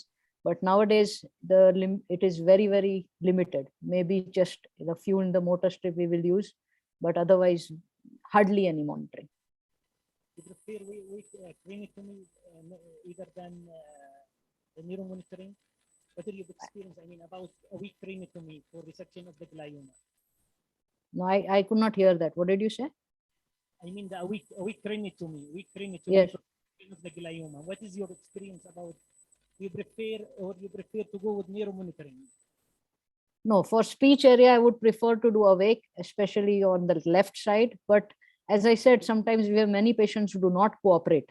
So then we just rely on the anatomy and go ahead. But yes, for speech area, you can use awake surgery. It is helpful. Thank you very much. Sometimes what happens in awake surgery is if the patient starts become uncooperative or the patient starts developing a deficit, you tend to leave behind a lot of tumor. And you kind of stop before you are performing a good resection. So our strategy kind of avoids this, and we remain within that plane of the tumor and remove the tumor. Thank you very much. Great lecture and great presentation. We are honored to have you with us. Now we will have Professor Baulu Kadri, who will talk about glioma surgery.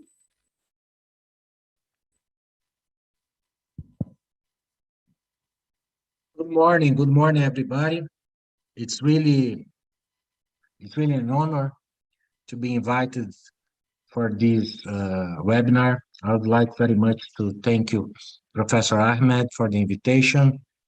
And then we're going to talk about few concepts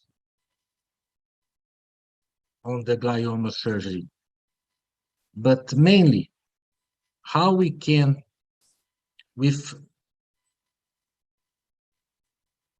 can you see my screen? Yes, we can see it. Okay. Perfect. So how we can, with not so much technology, still perform a safe removal of this kind of tumor. You know that now we can have so many things involved in this, but the most basic concepts is still maybe the most important ones. So I'm going to focus on one aspect that sometimes, especially for us that live in a third world country or that don't have so much facilities, we can still do a lot of these surgeries, especially the surface ones. So I'm going to rely on the anatomical aspects of localization of these areas applied to the craniometric points. As you know, this is one of the basic of the development of our specialty. So we know that with the localization of the brain functions, we start to try to remove safe these lesions and how we could apply the localization of these lesions towards the surface, how we can do a safe craniotomy. One of the first ones that really got into it was Broca. As you know, when he realized that the inferior frontal gyrus was the source of the motor language, later on, 10 years later, actually, after he realized that, he had a patient that has also a deficit on the language. And then he came up with some craniometric points where he could explore that lesion on the inferior frontal gyrus. So after that, a lot of measurements come.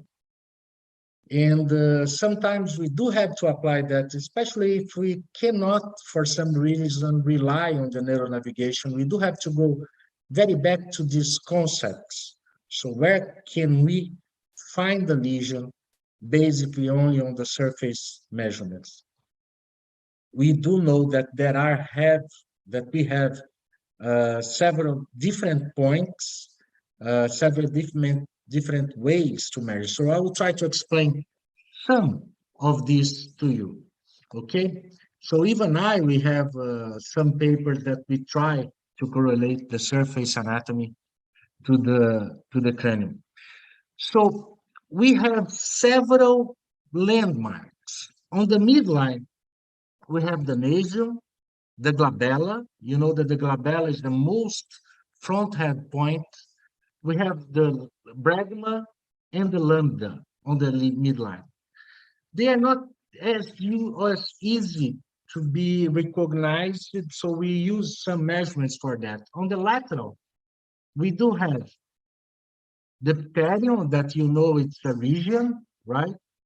And we do have the point where the scamus come with the mastoid suture. So this is just 5 centimeters above the tip of the mastoid. We can find this point that we're going to make it or use it to have some landmarks where we can find, especially in the parietal region, this point. So here we have the nasal, the bregma, the lambda. The most posterior point is the obstocranium. The inium is not as easy to be palpate on the surface. On the lateral surface, as I told you, we do have the asterium and that point where the scamus come together with the parietomastoid suture. We do have one point just on top of the externum meatus, that's the porium, but that's not so easy to be filled. So usually just in front of the tragus, we do have the so-called preauricular depression. Now, if we measure from the glabella towards the bregma, usually we have 13 centimeters. From the bregma towards the lambda, we have another 13 centimeters.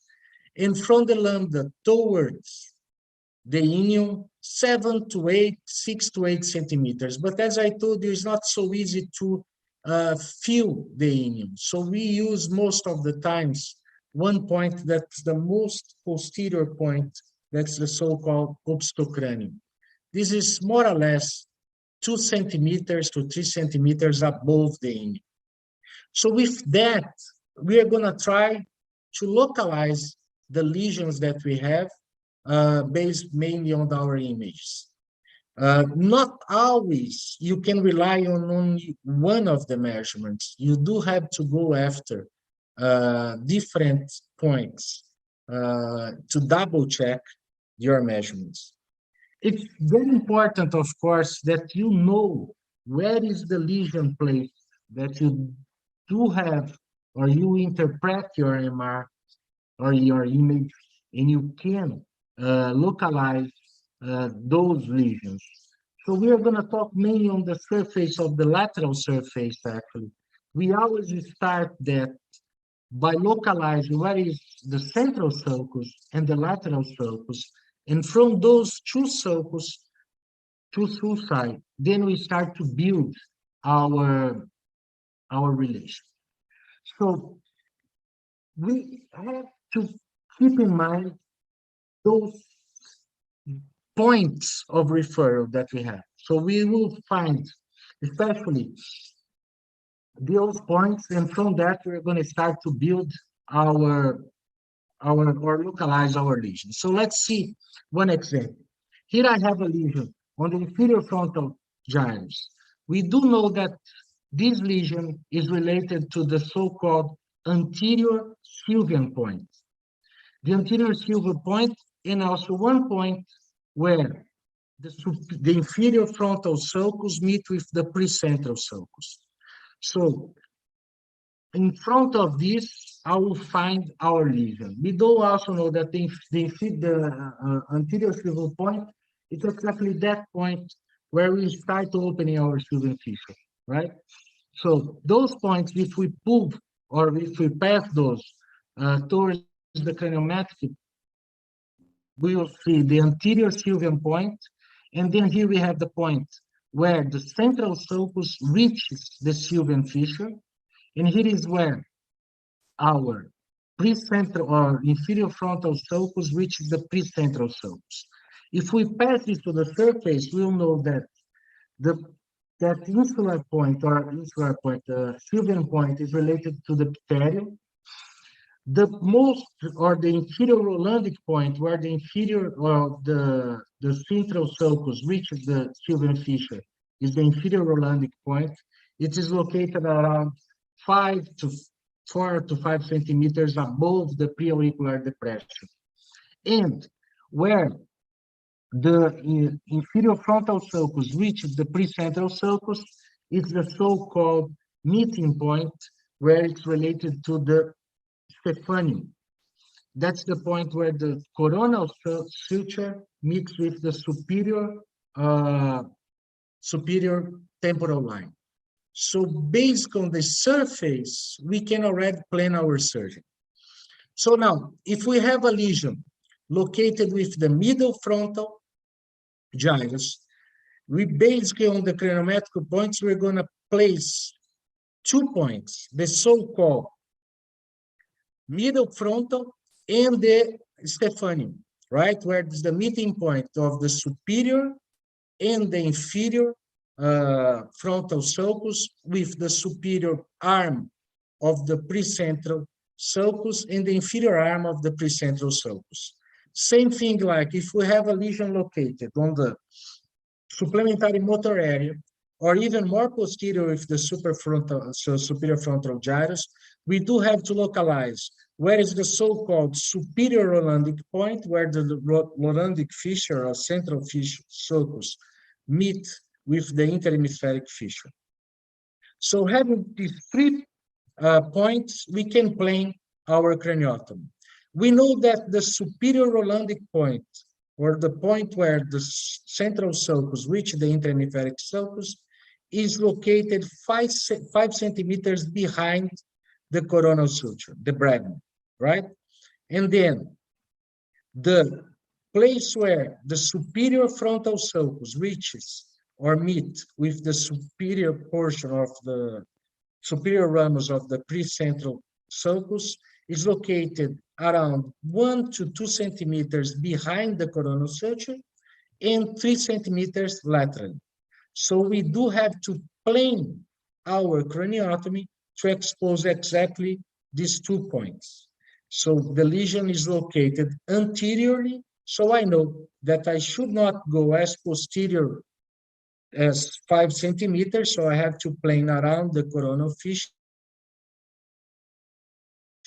and I do not need to go very lateral. So that's where I can place these points when they are related to the frontal, superior frontal and middle frontal gyrus. Now the parietal, we have some special points. So this is a lesion located more or less at the level of the superior parietal lobule, but not reaching the middle region. So this is the superior parietal lobule. We have a point where the intraparietal meets with the postcentral sulcus. And we do have a point where the superior, the parietal occipital fissure comes to the surface. That's the deflection of the lateral exposure and the medial exposure of the superior parietal occipital point. So we know that that point is located 5 centimeters above the lambda and 5 centimeters lateral to it. So here we know that the lambda is more or less 6 centimeters above the inium. So we're going to feel or locate our bregma here, sorry, lambda, and then 6 centimeters above, and then 5 centimeters lateral is the point where the posterior, the intraparietal sulcus, reach the postcentral sulcus. So this is our superior limit, where also is located the supramarginal, and the inferior limit where is located our superior parietal gyrus. Now, if we have a lesion located with the supramarginal gyrus, you know that the supramarginal gyrus is the gyrus that wraps around the posterior limit of the sylvian fissure. So we do have to localize where is the posterior limit of the sylvian fissure and where is the point where the intraparietal reaches the superior, the postcentral sulcus. That's already, we already saw that's 5 centimeters lateral to the midline in a plane that is 6 centimeters above the lambda. So another point that we use to localize the supramarginal is exactly the most lateral boundary of the parietal bone. So that's the aureole. We know that the aureole is related to this point around the posterior margin of the sylvian fissure and the most lateral or most superior point where the supramarginal gyrus is located. To feel the aureole or to localize the aureole, we also trace a line just posterior or just posterior passing through that point where the squamous suture meets with the parietal mastoid suture. You actually can feel that point on the surface. The asterium is way more difficult really to feel, but this point you can feel as a depression just posterior to the licotrema of the ear. So more or less, if you follow that and you go to the most lateral portion of the parietal, you know that you are around the most superior portion of the supramarginal gyrus that is wrapping around the sylvian fissure. Now, lesions located on the posterior temporal, we can also know that they are posterior to the sylvian fissure, which is wrapping around the posterior boundary of the superior temporal gyrus is the angular. Angular gyrus is more like a region. You know that it's located inferior to the intraparietal and posterior to the supramarginal gyrus. Supramarginal gyrus and angular gyrus, there is a small sulcus, that's the so-called intermediate sulcus. So to find this place, we're going to feel where is that depression, just posterior to the licotrema of the ear. So you can feel this also by tracing a line posterior to the zygoma, passing over the external meatus, and you can feel that depression. And then 3 centimeters above it, we know that we will find the posterior limit of the superior temporal sulcus, and that the angular gyrus is wrapping around that point. So this is also one of the points that you can utilize to find lesions on the parietal lobe. Now, the oxytocranium, we know that it's exactly located over the lateral extension or the surface extension of the calcarean fissure.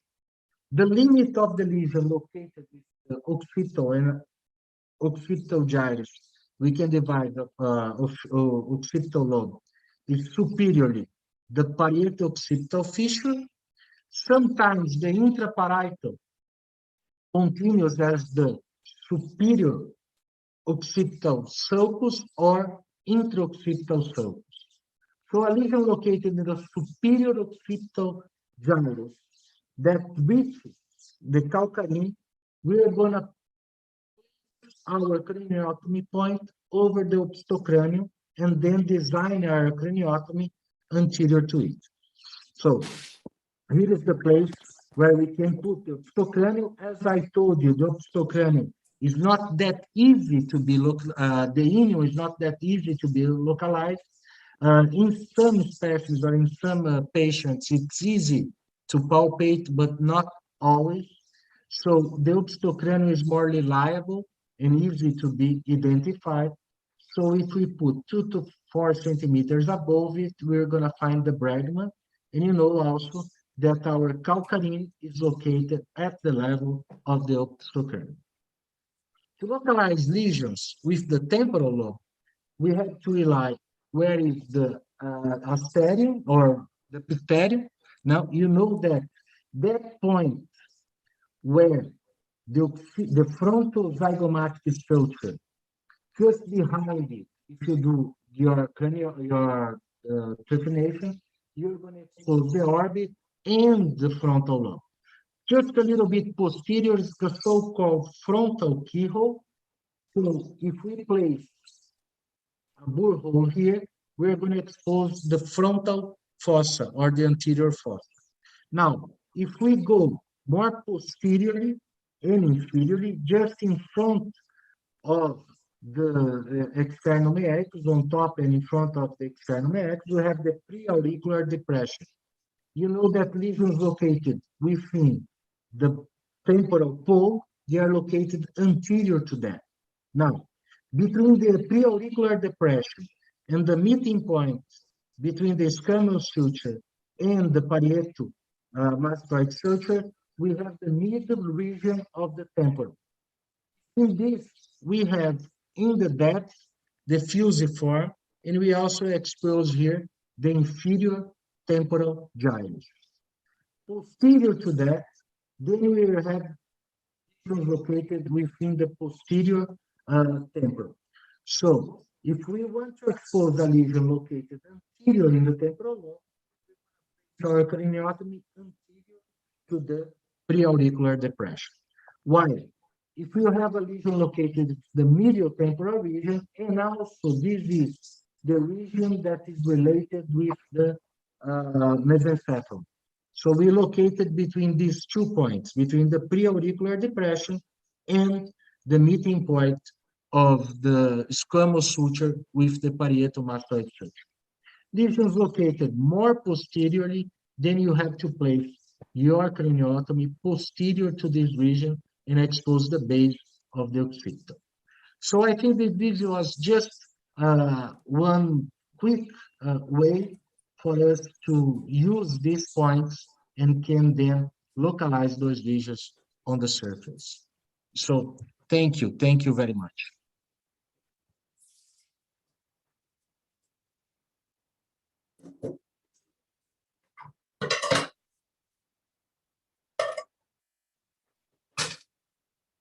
I can take if there is any questions.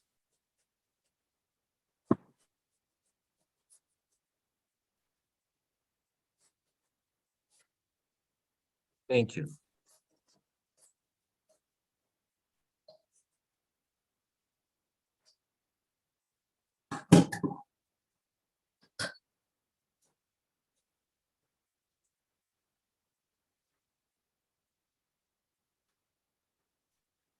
So now we can move to the next lecture with the Professor Osama Mufti. The final presentation for today.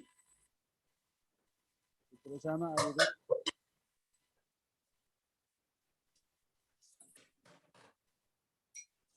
Professor Osama.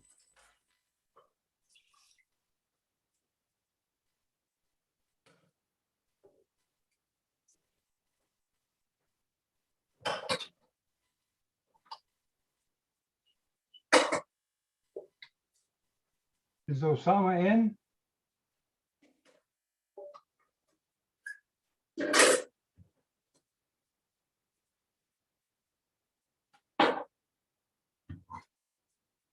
Osama.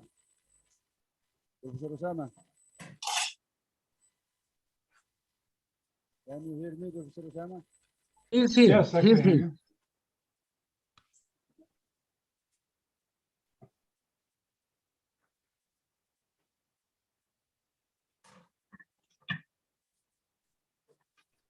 Oh, okay. There he is. Okay.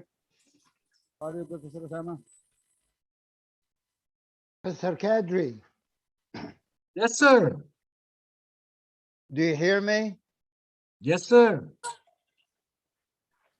You know, navigation system now, it's a $500,000 or $750,000. And the little ruler, it's 1 cent. And you are more accurate with your ruler than the $500,000 navigation system. Because sometimes they have error on registration or the computer or what have you.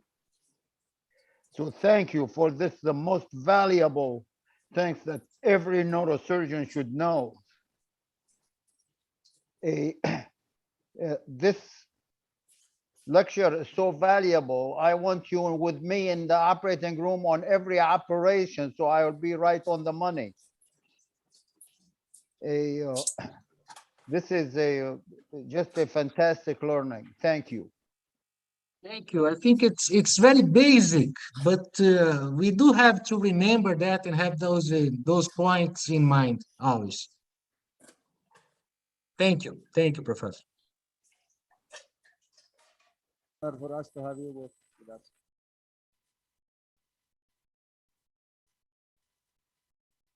Professor Osama, can you hear me?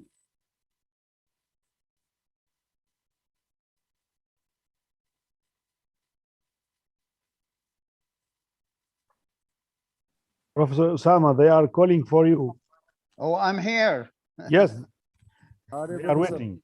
Okay, Your lecture can I now. share my screen? It's a great honor for us to have you with us, Professor. You can start, please. Okay, here we go.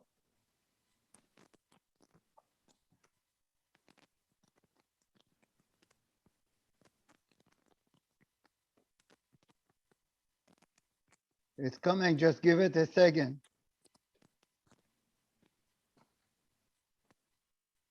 Tranquilo, a ponerse los pantalones largos ahora, ¿no?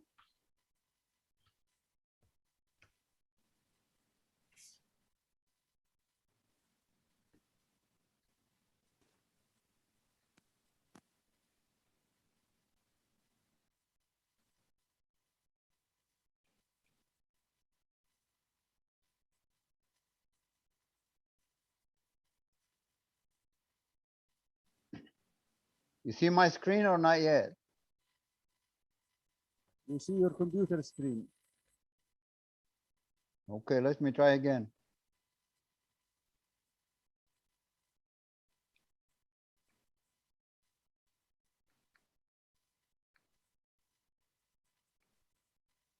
Yes.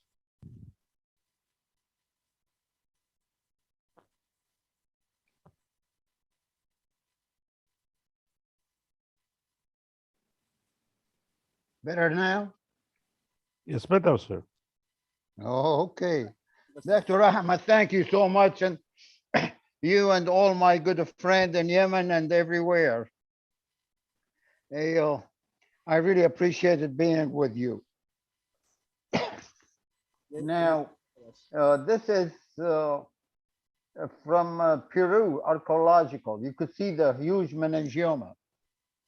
This is the civilization around the 1400. Now, this is civilization more 20,000 years before that. And that's said Maghreb. So Yemen is the great cradle of civilization. There was meningioma treated and will always be meningioma to be treated. Meningioma with us since ever and will last forever. It is the most common brain tumor after the age of 50. It is always increasing in prevalence with the age. It has no peak. The older you get, the more meningioma will be. Luckily, half of those meningiomas are silent. They're found originally on postmortem. The other half is what they clinically presented. So the late Dr. Rangashari wrote in my book, some die from meningiomas. Those are the big symptomatic one. And others die with them. Nobody knows that they had meningiomas. Then the MRI came. And then we start to find those small incidental asymptomatic meningioma. So what to do? The patient run to your office, run to you. I got brain tumor, I got brain tumor. Now, you gotta know that meningioma has a different growth pattern. Two of those patterns plateau, they don't grow. As a matter of fact, only third of meningiomas grow. And when they grow very slowly, less than 2 millimeters a year. And if you're gonna say those small asymptomatic found in an older person, and you know that surgery in the older person, much, much higher morbidity and mortality. You could see this study, older than 70, 23% morbidity. Younger than 70, 3.5%. So you do not want to rush and operate on an older person with asymptomatic meningiomas. And the current management of those, which you're going to see a lot of them, is observation. Then what do? You could follow them for years. I have patients more than 15 years and nothing, the same size of a tumor. Sadly, that in some centers, you run with them with the small meningiomas on the MRI. Oh, this is perfect target for gamma knife. Oh, don't worry, there will be no complication. The patient very tempted to treat his brain tumor. So and will be done in everywhere. You don't have to go to any specialized center. Wherever there is a machine, you shoot 201 shot in the head, aiming to control that tumor. Well, if the tumor is not growing, if the tumor self-control, they need no control. And the gamma knife giving or radiosurgery giving to meningiomas has a continuous decline in control rate. They tell us 90% and 80%. That's in the first 2 years, which probably will have been the same without anything. But after 10 years, the control fall below 50%. So if there is a small incidental meningioma, and you're going to see many, observe them, resect them only when they document growth or become symptomatic. With one exception, this is a small, this is now asymptomatic, the tuberculum meningioma, but we know from the natural history that there's going to be a definitive gradual asymmetrical visual loss. So in this situation, it's justified to operate on a small asymptomatic meningioma. Now, here another thing. Think of meningioma that they have face and soul. The face is the histology, the soul is the genetic. And you could tell the face right away. Any student in pathology will tell from this world that this is meningiomas. It has all kind of different variants, fibrous and transitional and semomatous and angiomatous and microcystic and secretory and lymphoplastic and metaplastic. They're all benign grade 1 meningiomas. And that's 90% of the meningioma. There is bad and ugly, the grade 2 and the grade 3. The grade 2 include the atypical and the clear cell and the cordoid. The grade 3, the frank out malignant, it's the rhabdoid, papillary, anaplastic. And we beyond that have so much research and paper writing, trying to find the soul of meningiomas. And now methylation becoming as an important prognostic factor, or the genetic aberration with the copy loss. It doesn't matter.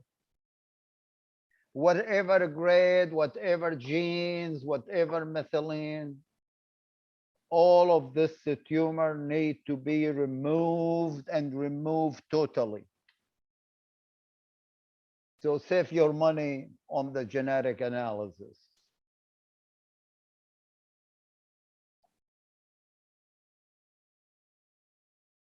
What only thing different in this patient life and the recurrences is how much you remove of the tumor.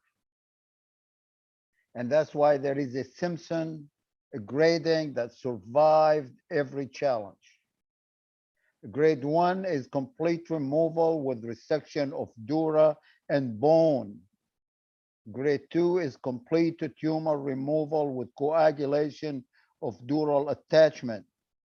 Grade 3, complete tumor. Grade 3 is total removal, is what they're calling a gross total removal. Complete tumor removal, but without resection or coagulation of the dura or the bone. Grade 4 is this radical subtotal removal. And the grade 5 is what you're hearing, hearing all the time, safe decompression removal for quality of life. What will happen if you do grade 1? Maybe the recurrence rate 9%. It's like the mortgage on your house. Grade 2 go to 19%. It's like the interest on credit card. You pay it, but you hate it. Grade 3, that's a total removal of the tumor. It go to 29%. Grade 4, that's almost total removal, subtotal removal, 39%, 90% of the tumor removed. A grade 5, that's the safe decompressive removal is a sure recurrence, 89%. That's riba.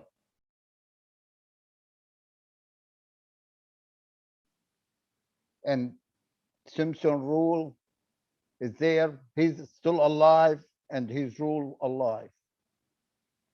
So the answer is to pull it out from the roots, eliminate the meningioma. I'm fortunate. This is the operative room that we do some of the cases with. Got an MRI, got CT scan, got an endovascular suite, got PET scanner, got ultrasound, and all hooked to navigation and analysis. We got the robot, we got the extensive monitoring of all of its form. That's luxury.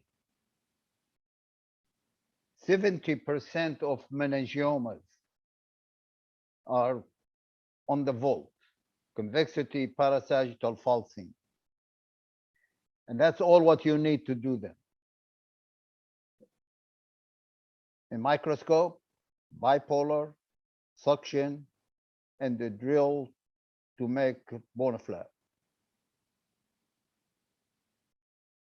Wherever you are. And you'll appreciate a lot that if you were in a place with a very limited resources in a very difficult circumstances. Just be sure that the electricity will still coming to the microscope.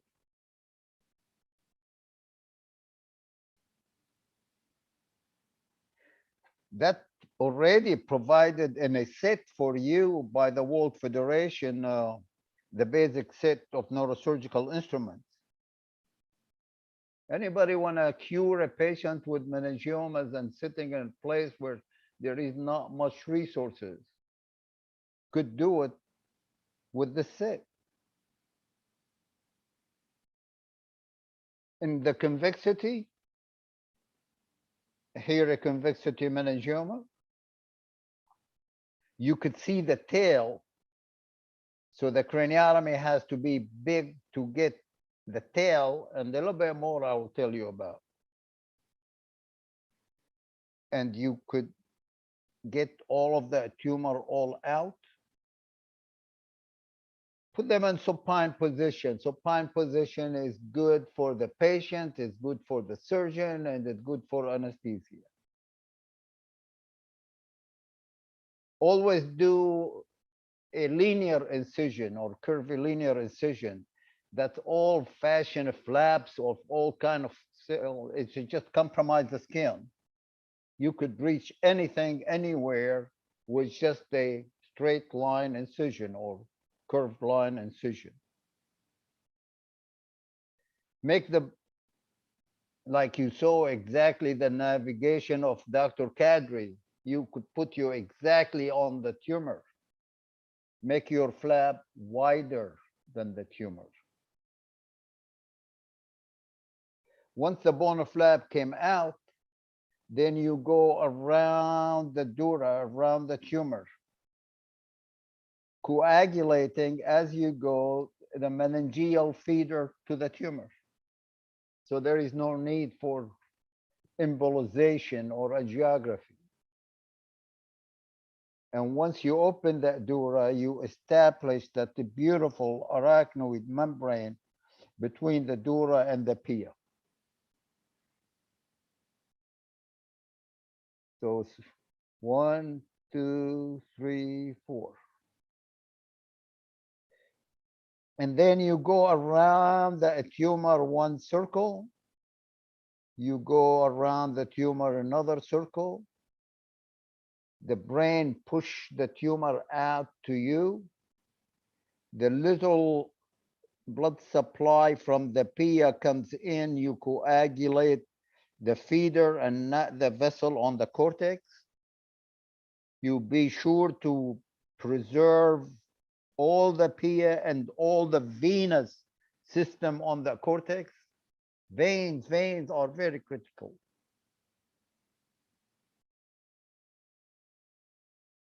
Now, if the tumor has then involved the bone, which frequently will do, especially in the place around the turion, then that bone has to go.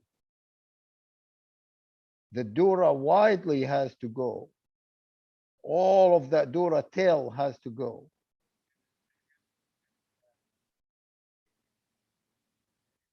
So you see here, do you hear the video or not? No, we don't. Yes, we hear it. Oh, you do? Okay. I Yes. don't hear it. Okay. Okay.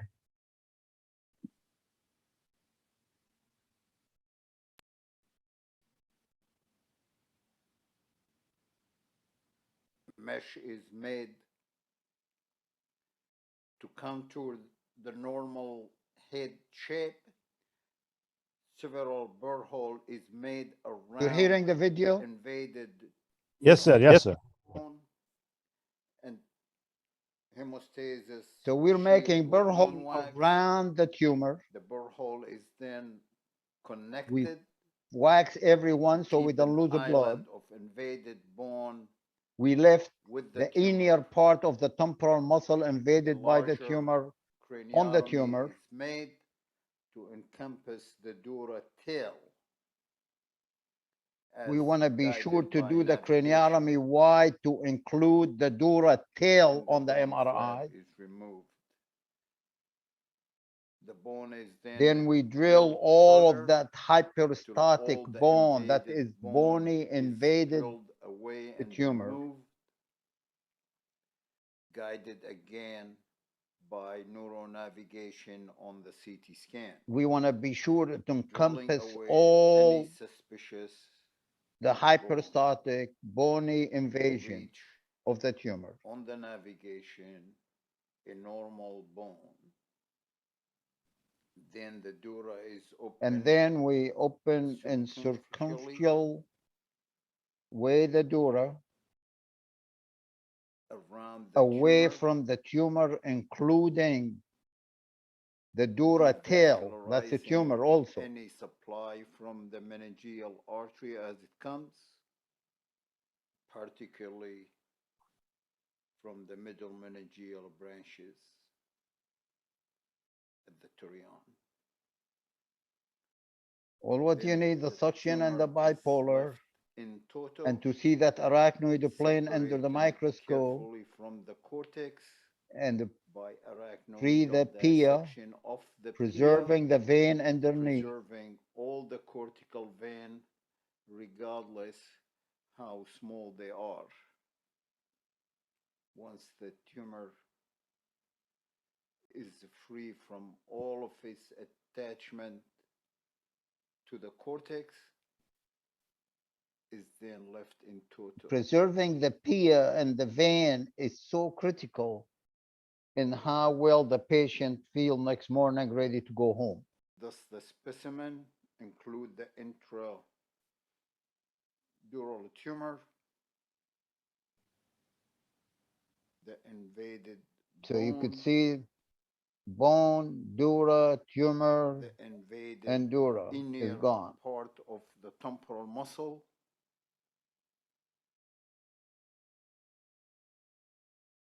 And the dura base. Now it comes, and you could see now we moving in extra the dura, about 2 centimeters of the dura margin. It's all gone. And the removal of that extra 2 centimeters or 1.5 centimeters or what have you, the dura margin, it come from the finding of Dr. Borovich. He found out that there is satellite of the tumor away from the tumor. So to eliminate the tumor, you need, like he said, to include the resection of a generous fringe of dura matter around the main tumor. You could see in this There is a small tumor away from the main tumor. So we excised a 2 centimeter around the tumor. In the convexity, you have that option, and that will cut down on recurrences. Now, there is a disease called meningomatosis, and you could see the whole dura as a tumor. So obviously, you cannot achieve a grade 0 because you've got to take all the meningia out. So that's the grade 0, tumor, bone, dura, and margin. That's almost to bring your recurrences to 0. Now, on the higher on the parasagittal area, and you probably in Yemen, you still see them. The patient come in with the big bone skull lump, been there for a while. This is a preferred area also for a bony invasion. And the way it's the same thing, a linear incision, preserve the pericranium so it could use it as a dura graft. I forgot to say that on the, so you don't have to have a dura substitute for $5,000 from a pig or a cow or a dead cadaver. You put a burr hole one next to another, next to another, next to another around all the tumor and put bone wax in them so they do not bleed. So you cut down the blood loss. Then you encircle the tumor with the bone and the dura and the tumor like we just did. And once you take it all out, you graft the dura with the pericranium that you preserve and apply cranioplasty. Sometime it's a very big, I will mold a mesh, as you could see later, to maintain the convexity of the skull. Gone. On occasion, you could see a tumor like this, like half of the head. This is all tumor in the skull. And the intradural meningioma is just a huge plaque. I mean, long plaque. The same thing. You go around the tumor. Be sure you do not lose too much blood. You could see how all of that thickness of the bone is the tumor. And that's how she was. And it's the extent of the resection and the reconstruction. The size of meningioma is not a problem, especially on the convexity. Small one and the big one, it's the same technique, it's the same ease. Now, on the parasagittal area, they get into the sinus. So you have to decide which part of the sinus is involved. You have to decide if the sinus open or partially compromised or totally occluded. And you have to decide if one wall of the sinus involved or 2 wall or 3 wall. So patient like this, the sinus already occluded, it's in the middle third. The whole operation became this collateral. This is the life, that small vein in the front and in the back, that they become the bypass for the occluded sinus. So these what need to be preserved.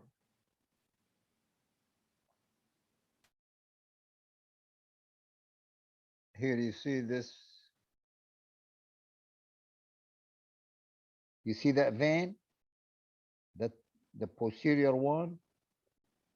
We follow it. That vein is the critical thing. He is the sinus function now.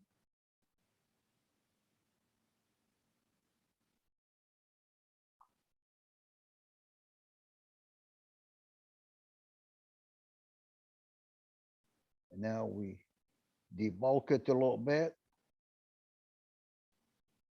Go down on the falx. There is another medial one, collateral, and here the posterior one. Those vein has to be preserved. You see the preservation of the posterior vein?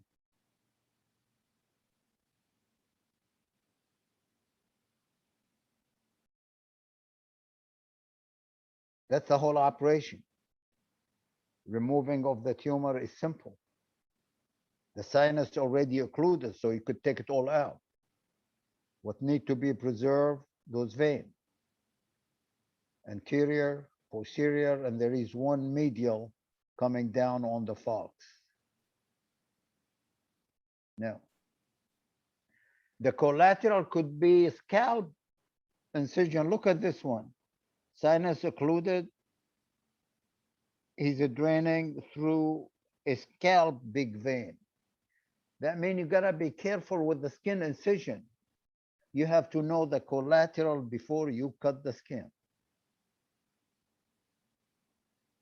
You could know the collateral on whatever study you want to do. Here, the vein up there. Look at this one. Meningioma and the torcula. The collateral is coming through the bone channel. That means you cannot do craniotomy over this. You gotta preserve that collateral.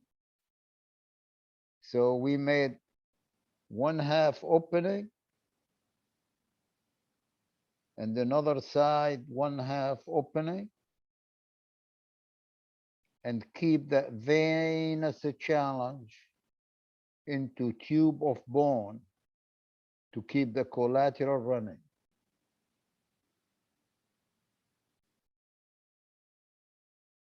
How about this? It's only one wall. Many times this could be pulled out from the sinus, and the sinus is suture primarily. Or sometimes it needs a patch graft on one wall. So you could see in here, we're pulling the tumor out of the sinus.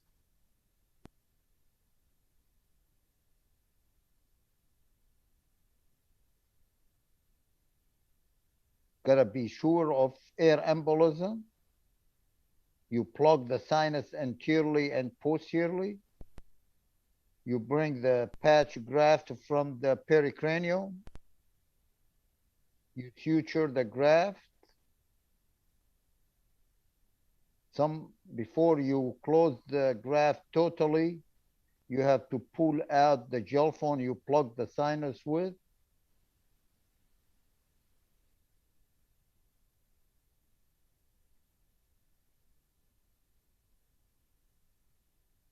The graft you could do suture, or you could do that anastomosis stable. It's very good for the sinus.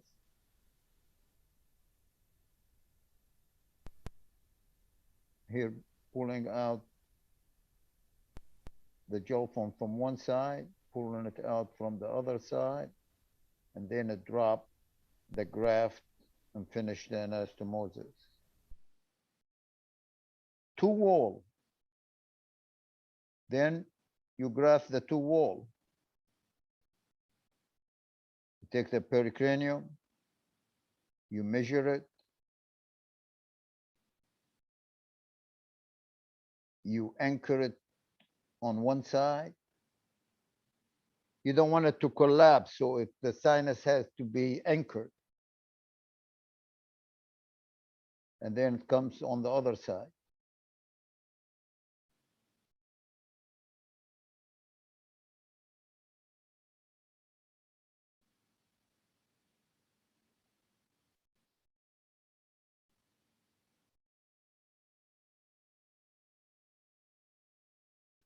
Just be sure no bleeding by plugging or compressing both ends, and be sure, more important, no air embolism.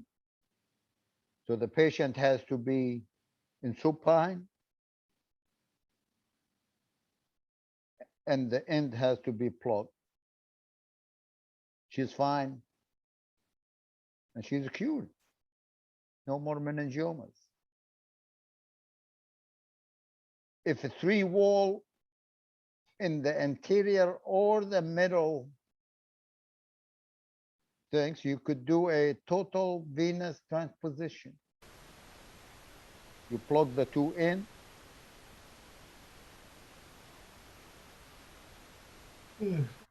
The saphenous graft.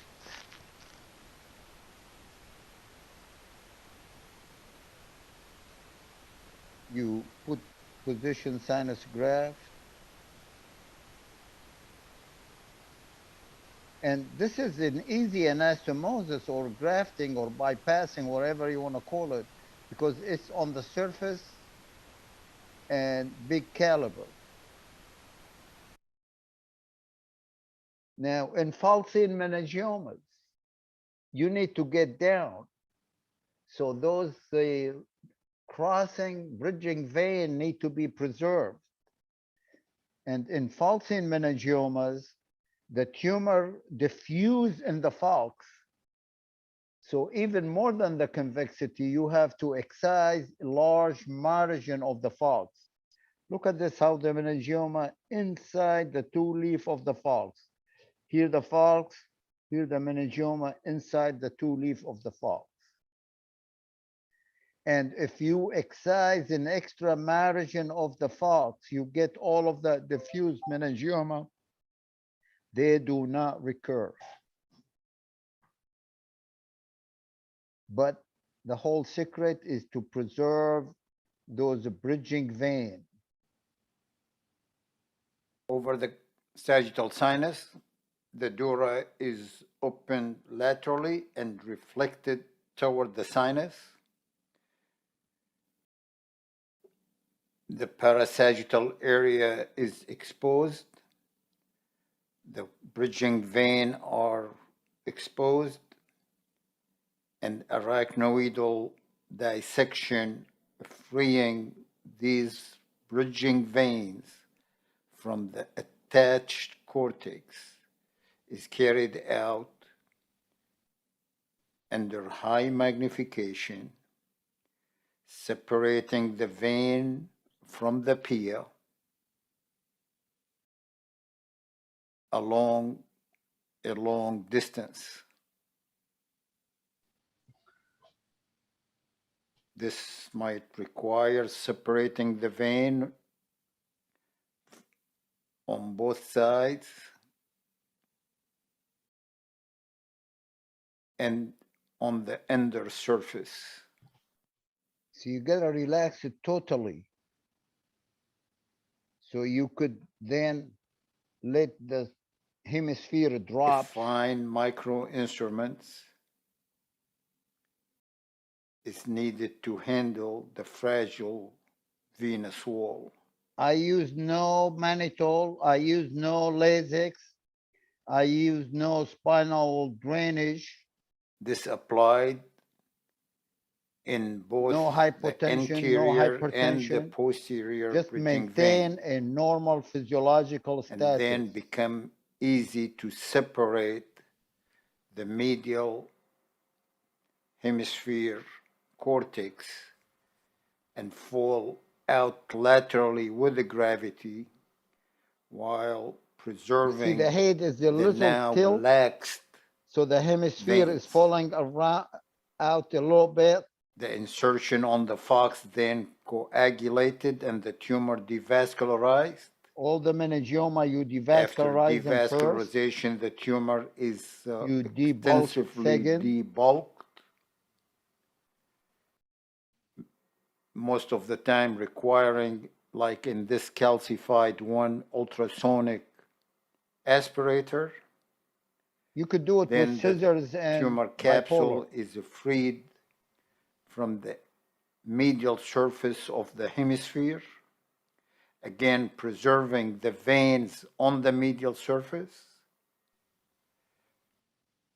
Follow it, the fox then is excised circumferentially out with the white margin, since the fox is infiltrated by the tumor. The excision is carried till normal falcine dura is encountered. It's usually about 2 centimeters away from the tumor insertion. This maneuver called grade 0 removal, and it's crucial in minimizing the chances of recurrence.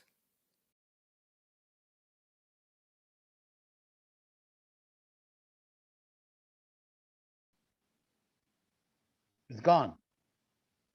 And that makes a big difference in the recurrence rate. This mobilization of the vein is a technique described by the late Professor Sugita and Kobayashi. You heard me a million times, to remove meningiomas, you gotta remove the bone. Every time you examine that bone, you see the tumor inside the Harvesian canal. There is no place. Do I have 5 more minutes or 3 more minutes? There is no place like this hyperstatic meningiomas. You could see the main tumor is in the sphenoid ridge, might be a small plaque intradurally, and might be a part with the periorbita. Take as long as you want, Doc.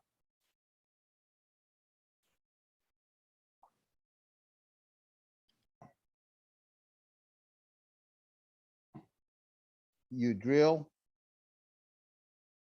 and you drill, and you drill more, way out laterally.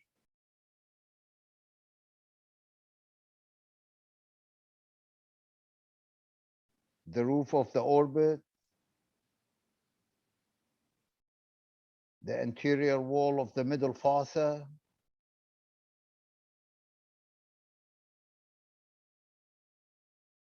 down to the clinoid.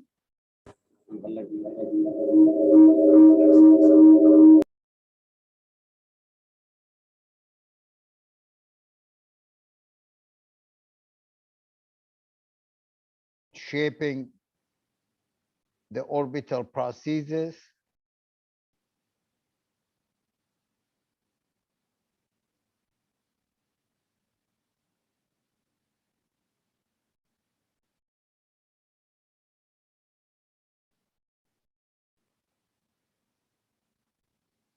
Crossing over to the floor of the frontal fossa.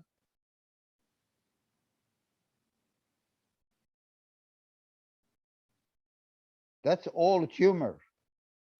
The anterior clinoid needs to come out. It's all tumor.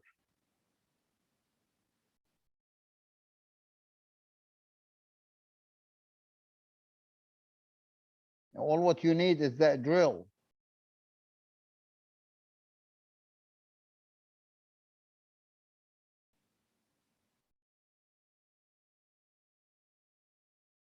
You can see how big and thick that anterior clinoid.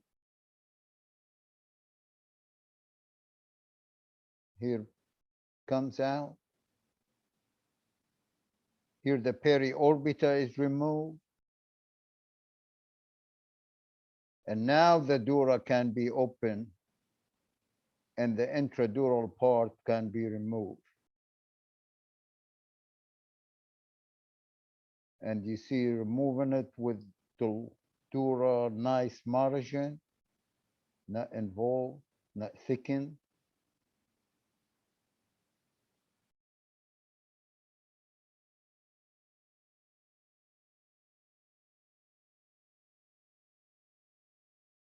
The optic canal is open because the tumor sometimes creep into the canal.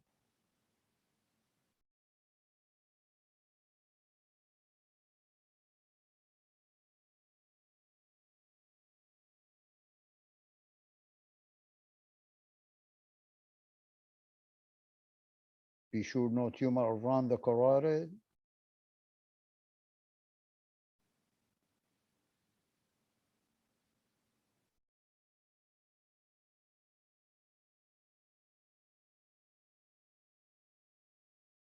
There is a little tumor under the optic nerve. You see it around the carotid.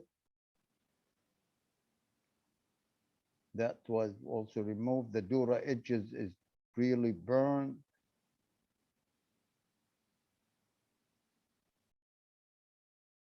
And that is removal of sphenoid wing meningiomas. And that's what Castellano in 1955 says. Gotta remove the sphenoid wing. And here what you see in the literature. This is a video from an article. You could see the tumor, sphenoid wing meningioma, like the one I showed you. They went first, endonasal. They said to decompress the optic nerve.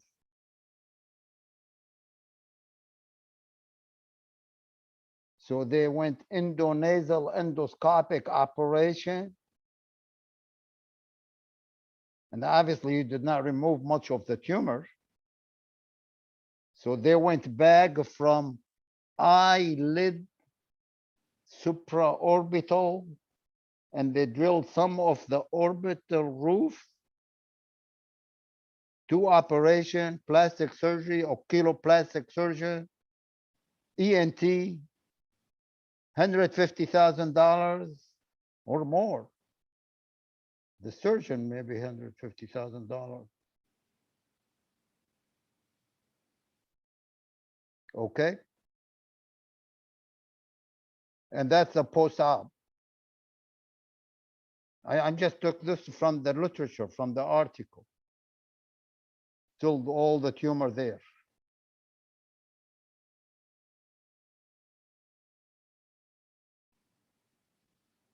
In nature, does an animal construct something as complex and perfect as this? If he could do that with his fin, imagine what you could do with your gifted hand. You could do a lot of good. And like Paul Busey said, meningioma are benign tumor. If they are completely removed, they do not recur. That's the gift of life. And you could do it with very little. It just need you and your time. Thank you.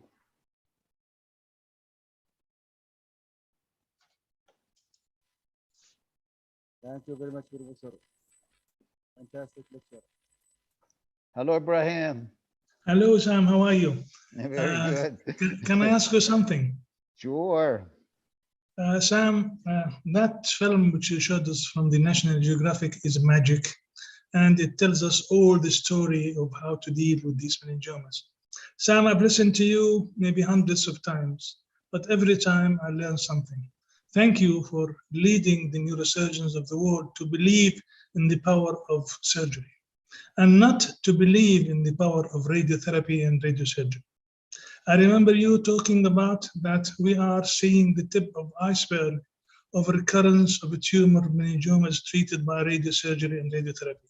Indeed, we have seen the tip of the iceberg, and we have seen now lots and lots of cases of meningiomas getting to being malignant or a huge recurrence and so on. So you are teaching the world that microsurgery is the power. Radiosurgery, radiotherapy comes third and fourth and sixth. Even if you have recurrence, you go for surgery. Sam, we are indebted to you. The whole world is indebted to you because of what you have taught us about microneurosurgery and the power of surgery. Thank you, Sam. Thank you, Ibrahim. You're the surgeon. Thank you. Thank you very much, Professor. We have a lot of questions for you. Very great presentation and very great review to us. If you have some questions, Thank you, Professor, for this magnificent presentation. I'm not hearing. You can hear me, Professor? Thank you so much. Can you hear me? Just barely, Harshad. Speak up and go close to the microphone, please. Thank you so much, Professor, for this magnificent lecture and presentation. I think this is the best final to have both Dr. Paulo and the Professor San Mufti, the father and giant of meningioma, and all the professors. My question, Professor, you try to learn as we can do a lot with a little. So my question is the sonobit or the CUSA that you show in your video is one of the basics, especially for the bony-like structure, or I mean the firm structure is the sonobit, or it is from the basic structure, new era, new days, or not? This is one of the questions.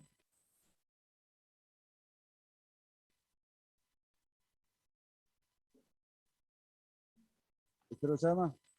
Yeah, can you talk in the microphone so I can hear you better? This question was about the CUSA. Is it essential for removing these tumors, or we can do without it? The CUSA. Dr. Bennett, the audio is not coming well. They are asking No, about the CUSA. He's just asking whether you can do the job without a CUSA, and I think you have the answer, but anyway. If I could the job without whom? CUSA, ultrasonic aspiration. CUSA, oh yeah, absolutely. We did a lot of meningioma without a CUSA. I told you, I wasn't joking or exaggerating. What I showed you, and I see Dr. Najjar maybe tackling more difficult and challenging tumor than I am with the less resources too, or he has. The CUSA often doesn't help. You have to use a knife when they're very fibrous, isn't it? Yeah, the technique is the skill. You could do it with very little. A scissor and the knife and the bipolar.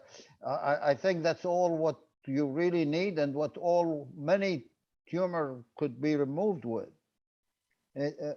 I'm saying it because I'm in a $50 million operating room where there is no single instrument in the world which is not in it. So I understand the value of the instrument and resources and technology and everything.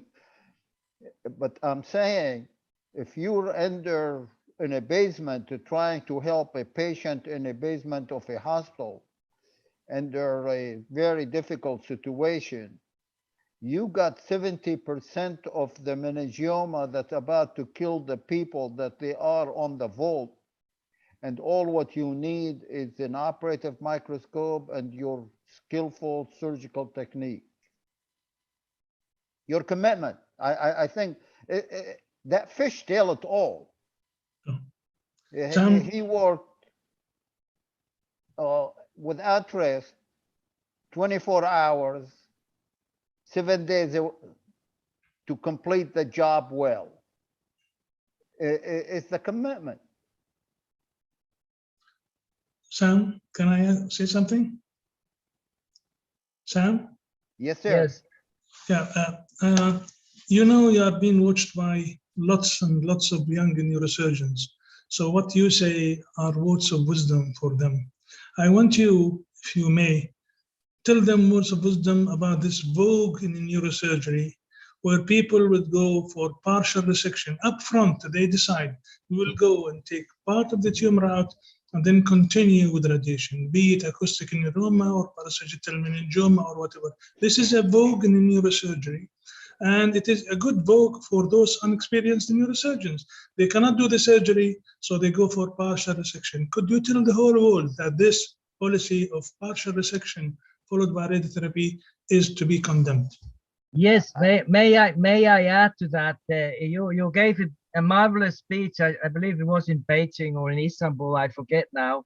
About the malignant transformation of meningiomas, and how awful they become. And please tell these colleagues about your experience, because you are the only one that sees these kind of cases in any number. Yes, sir. Those are, I could talk one whole week about each one of those points. Ibrahim, yes, I've been screaming my heart out.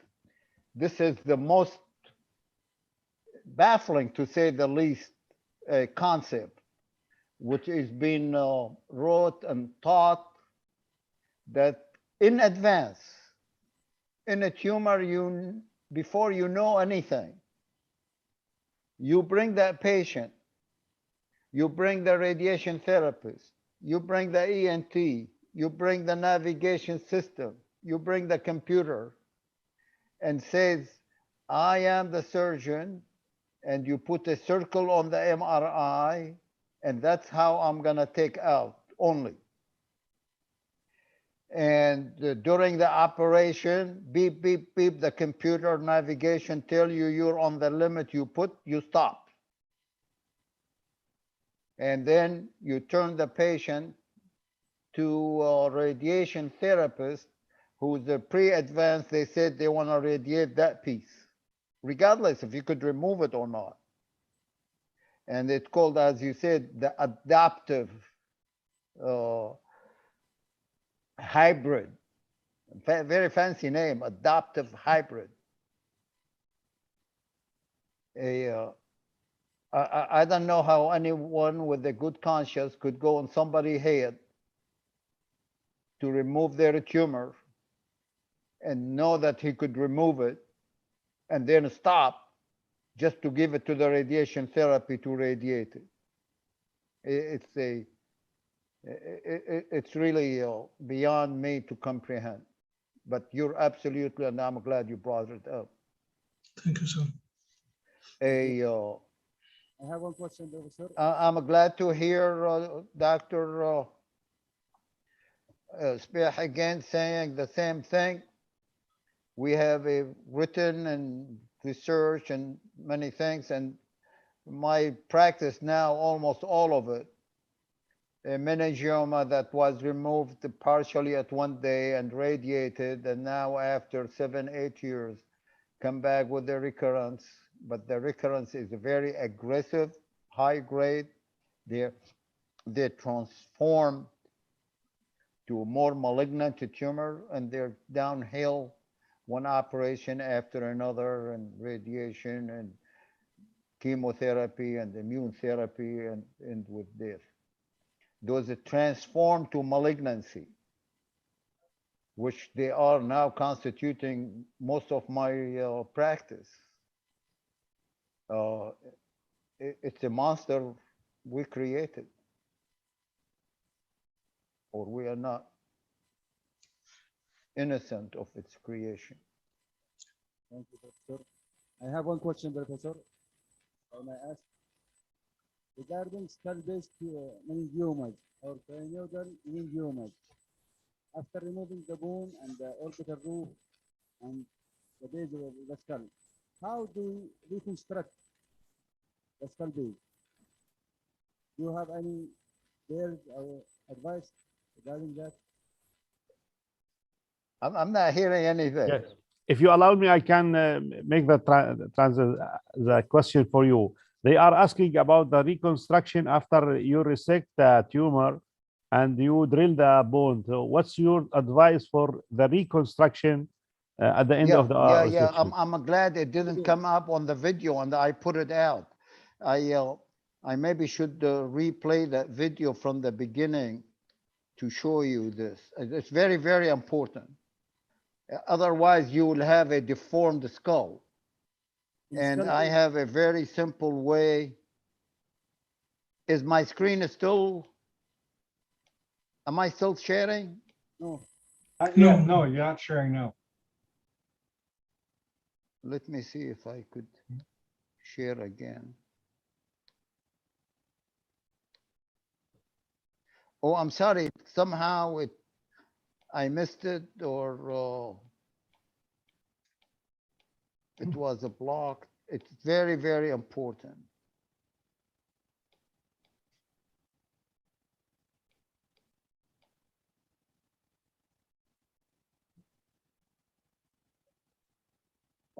Yeah, and I encourage Yemeni residents to ask questions. Now's your chance. Yeah, I'm here.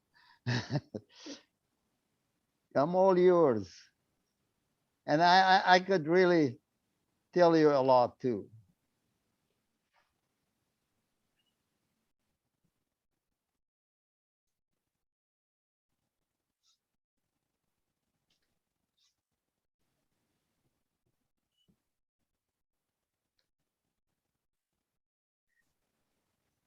Okay, so now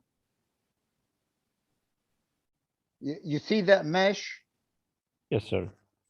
Before take the bone out, before anything, I mold that mesh.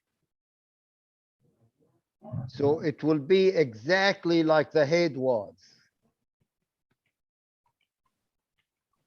Then you do the craniotomy.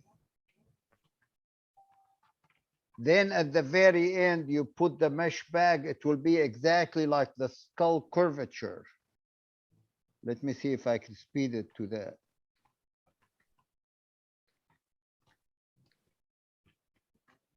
So regarding the orbital roof, how I reconstruct? The question now about the reconstruction of the orbital roof, sir. Yeah, I'll tell you about the orbital roof in 1 minute. So let me tell you first, finish with the skull itself.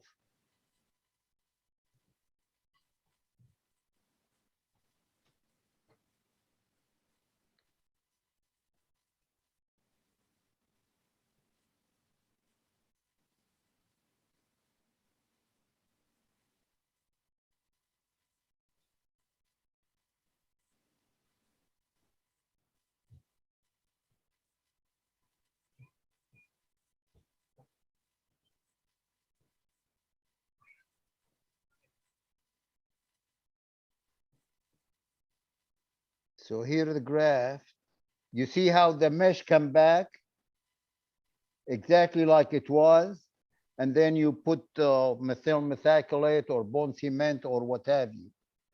And you could see the patient pictures like no hole, no touch, no sink, exactly. Now, the orbital roof, I had a lot of difficulties. It's either sink or the exophthalmos stay, or if you put that mesh, the muscle might hook on the mesh. And I found the best things before you drill the bone, you reconstruct the orbital roof and the lateral wall, because I'm drilling all of that away. And you either take a split bone from the skull, which is really good, or you could put that mesh, but you have to put some Duragen or gel foam so the muscle doesn't stick with the mesh. Or there is available prosthesis, which is very thin, and you could mold them, making the orbital wall. If you do not, I know Dr. Caldwell saying he doesn't put anything. I think exophthalmos is still a problem, or diplopia from the volume loss.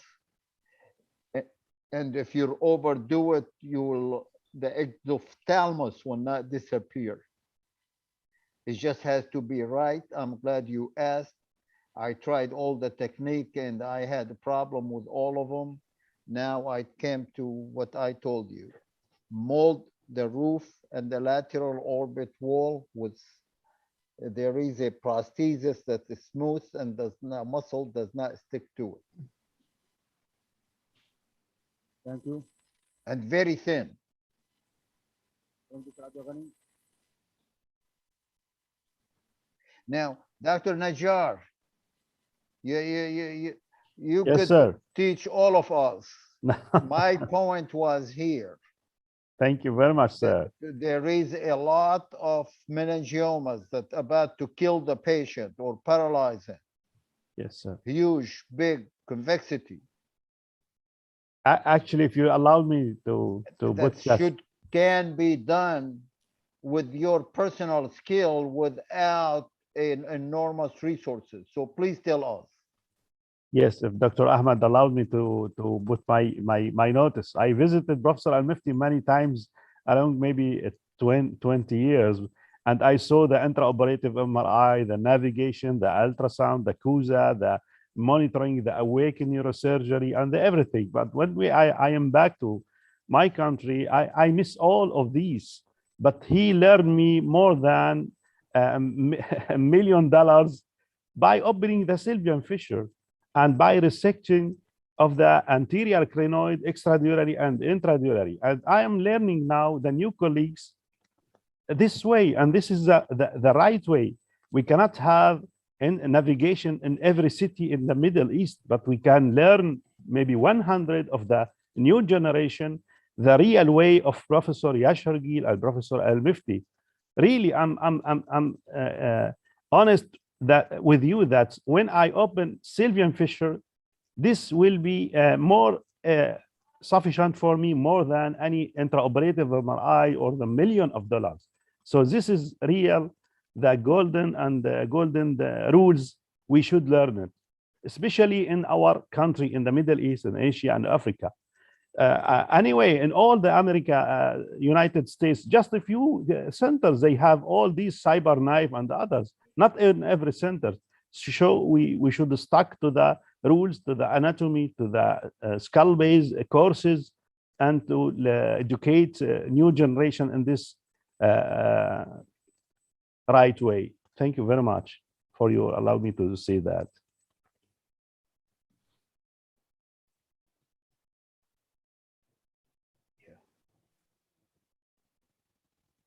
Thanks, my professor, Dr. Osama, King of Neurosurgery and King of Meningioma, all really here, all neurosurgery, thanks for you. We are interested in you and other professors. My question for parasitical meningioma in patients with sinus, we are say closer anterior and posterior in make graft. If there is any time determined to make graft safely without complication, or as to help us. What's your advice? Jalal, you heard it? When you make dural graft for sinus, you are closed anterior and posterior. Then make graft. Any time determined for this surgery will finish graft without complication, or maybe 1 hour, 2 hours, no problem. He is asking when you are making the graft for the sinus and you close the both ends of the sinus, what is the risk during this maneuver, and how the technique you make it safe, more safe than usual, as I heard.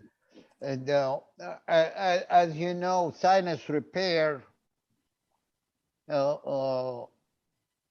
many people do not want to go there, okay?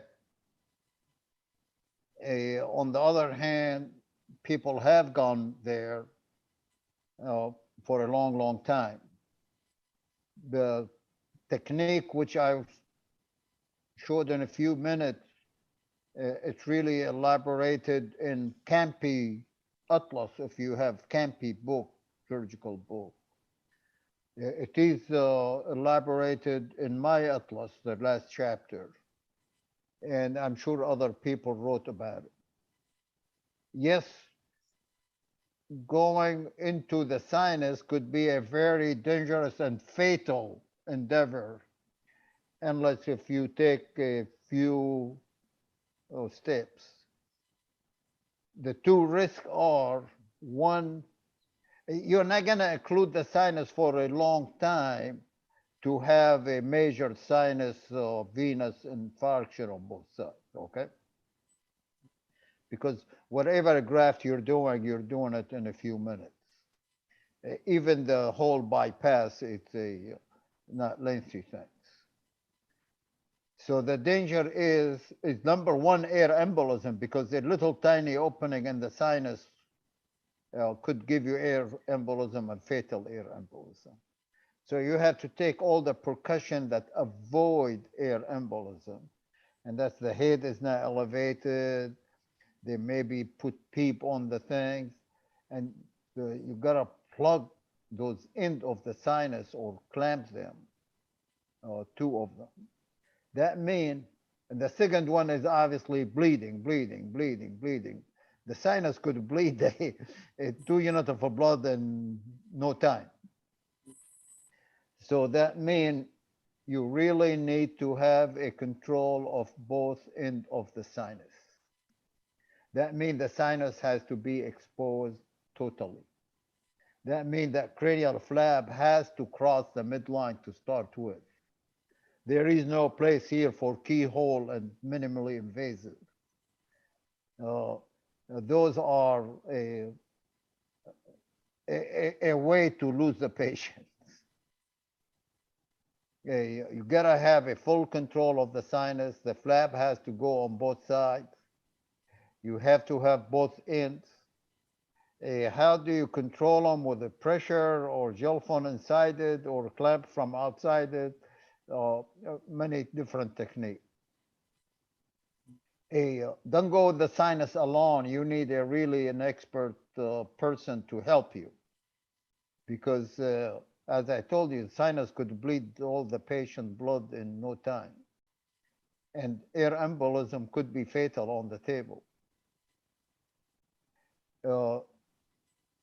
Most of the repair is one wall, and that you could see one patch on with the from pericranium. Two wall could be patched from pericranium. Rarely those cases, the one I showed you when we do a full transposition graft. So yes, a lot of people don't want to even get close to the sinus. If you feel that way and not comfortable going there, I think it's a very acceptable tactic to come in and remove all the tumor, but leave the meningioma on the wall of the sinus and not go into the sinus. And these many times takes a long time to regrow again. In the literature a lot, they're saying that you give it radiosurgery right away. Radiosurgery in the parasagittal area turn out to be associated with more complication than other area. Probably because the vein get finally occluded with the radiosurgery. So if there is a residual of the tumor, I observe them and follow them. Then if they regrow, then you could decide if they want a radiosurgery or might be to return again. I don't want to say that sinus repair and replacement is controversial. It's not. But I do not say that everybody must do it. There is an alternative to leave a piece of the tumor on the sinus and follow the patient or treat them with radiosurgery. Thank you. Dr. Evan, you have a question?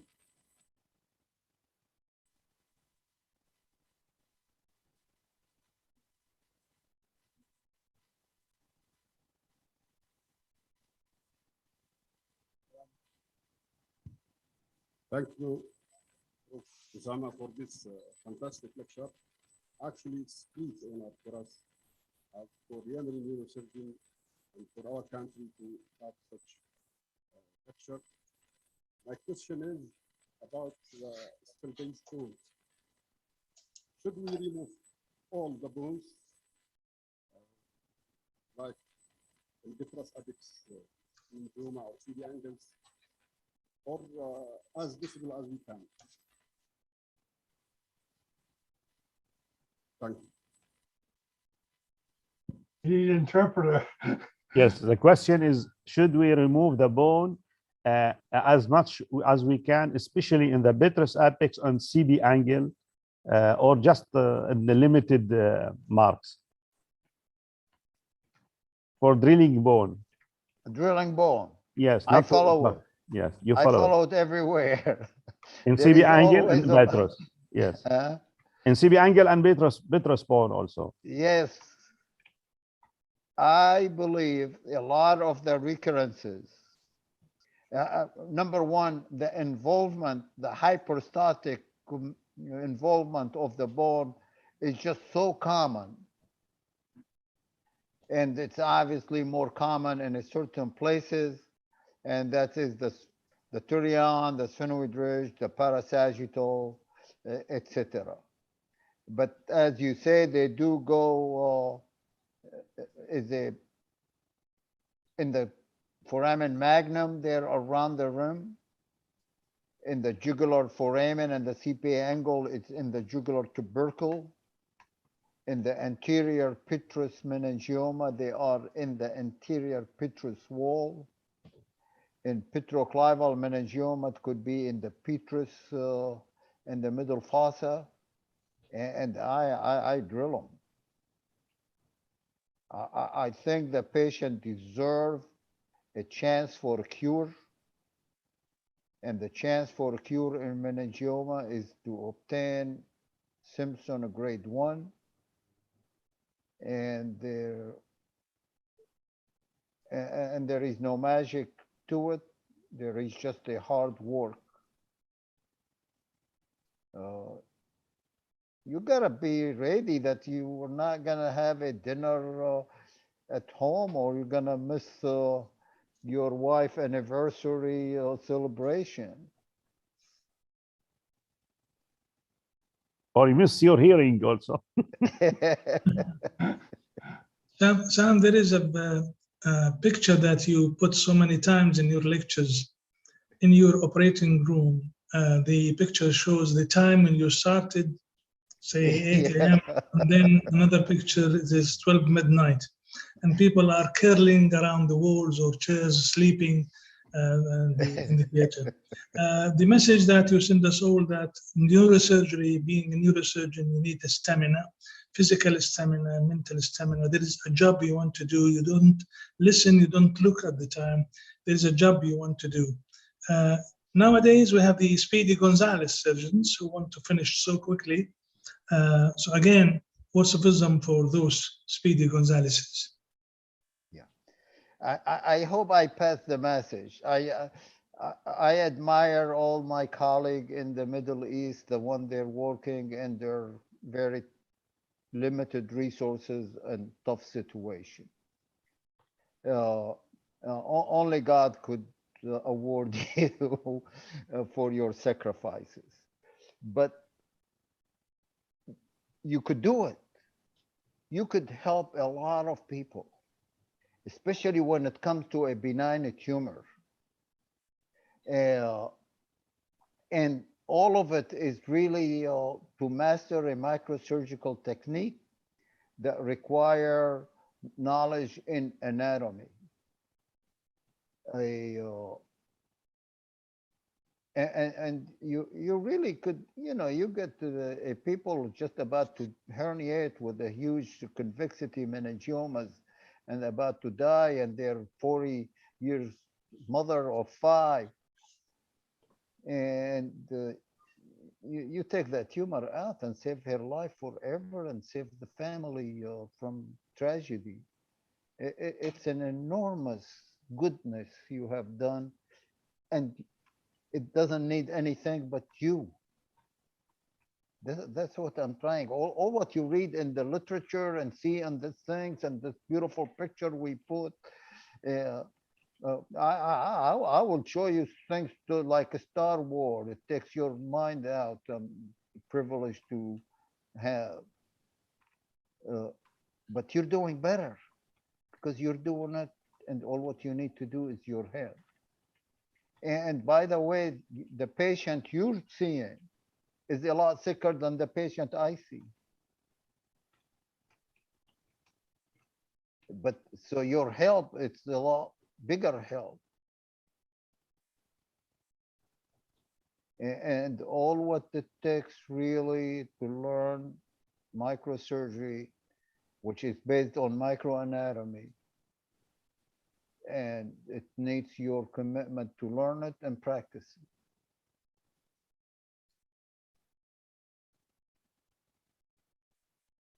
What about the reward for Speedy Gonzalez's?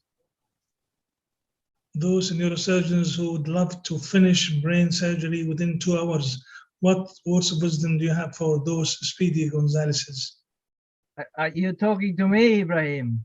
Well, you know, well, you know, I'm talking in general. Oh, well, I am fighting against them, and they're usually about 10, 15 years younger than me.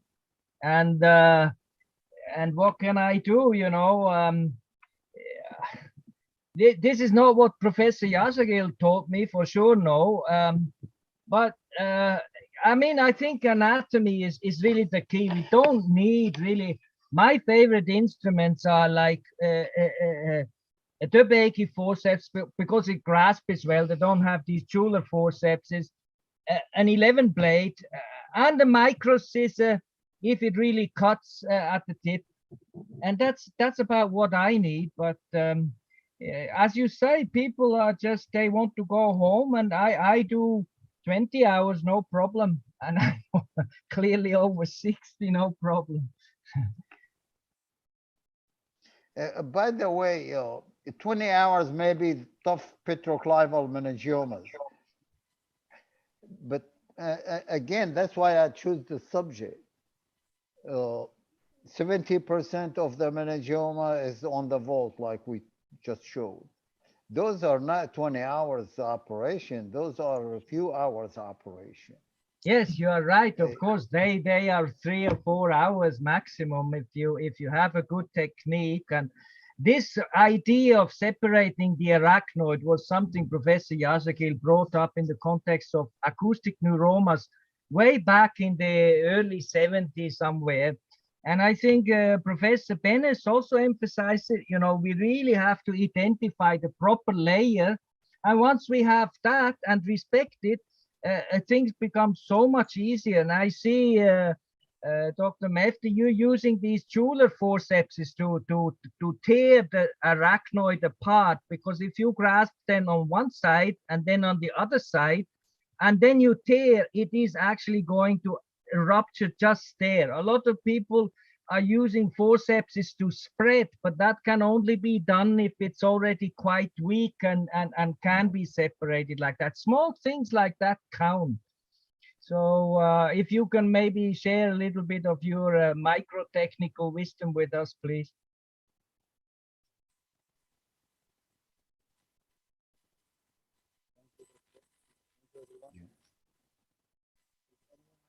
Look, the screen froze, I think. Do anyone have a question? Anyone Yeah, now, in meningiomas, I call ourselves, those meningioma surgeon, Spider-Man.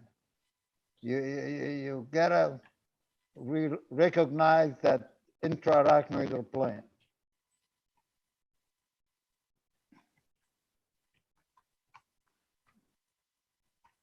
Thank you, Professor. It was the best final for the first day, and we learned a lot from you, and we are very honored to have you with us. Thank you, Professor, and thank you, everyone, today. And thank all doctors who participate with us in the first day of the 4th Yemeni Neurosurgical Conference. And thank you very much. Okay, one thing I'd like to do, Dr. Al-Mefti, this is unusual, it may not work, but I'd like all the neurosurgeons in the audience to come up to the podium and introduce themselves, because we want to show we're not going to leave Yemen behind as far as education. Because of tools like this, we can bring doctors like Dr. Al-Mefti. So please, if you want to introduce yourself, come up to the stage and just say who you are. You're all important. Anyone that finished a residency in neurosurgery is important in this world. So this could be a complete failure, but why not? I'm Dr. Anwar Al-Arhabi. You can, yeah. neurosurgeon from Yemen. Senior specialist neurosurgeon. I'm Dr. Najid Amir, Associate Professor, Sana University of Neurosurgery.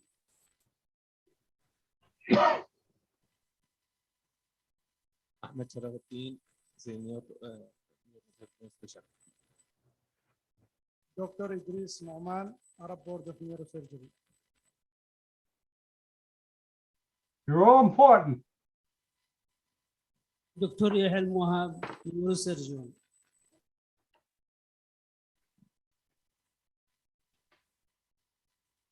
Dr. Mohammed Al-Hay, President, Neurosurgery. Dr. Ahmed Amir, Neurosurgeon. It's working. Sulaiman Shamsuddin, Resident, Neurosurgery. Dr. Abdul Ghani Al-Jaboubi, Specialist Neurosurgery. Dr. Adel Freibi, Specialist Neurosurgery. Minimal Invasive Neurosurgery. Dr. Abdul Ghani Nashir, Neurosurgery. Assalamu alaikum. Dr. Akram from Uzbekistan. Ali Sharafuddin, Neurosurgeon. This is great.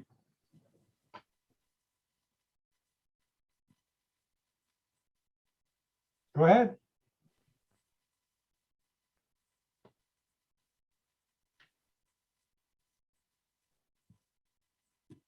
Dr. Maher Matran, Resident Neurosurgery. Welcome. Who's that little guy there? He's not a neurosurgeon.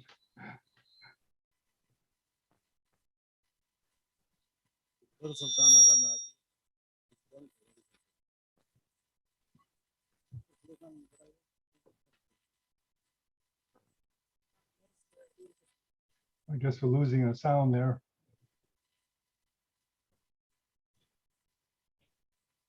Anybody else?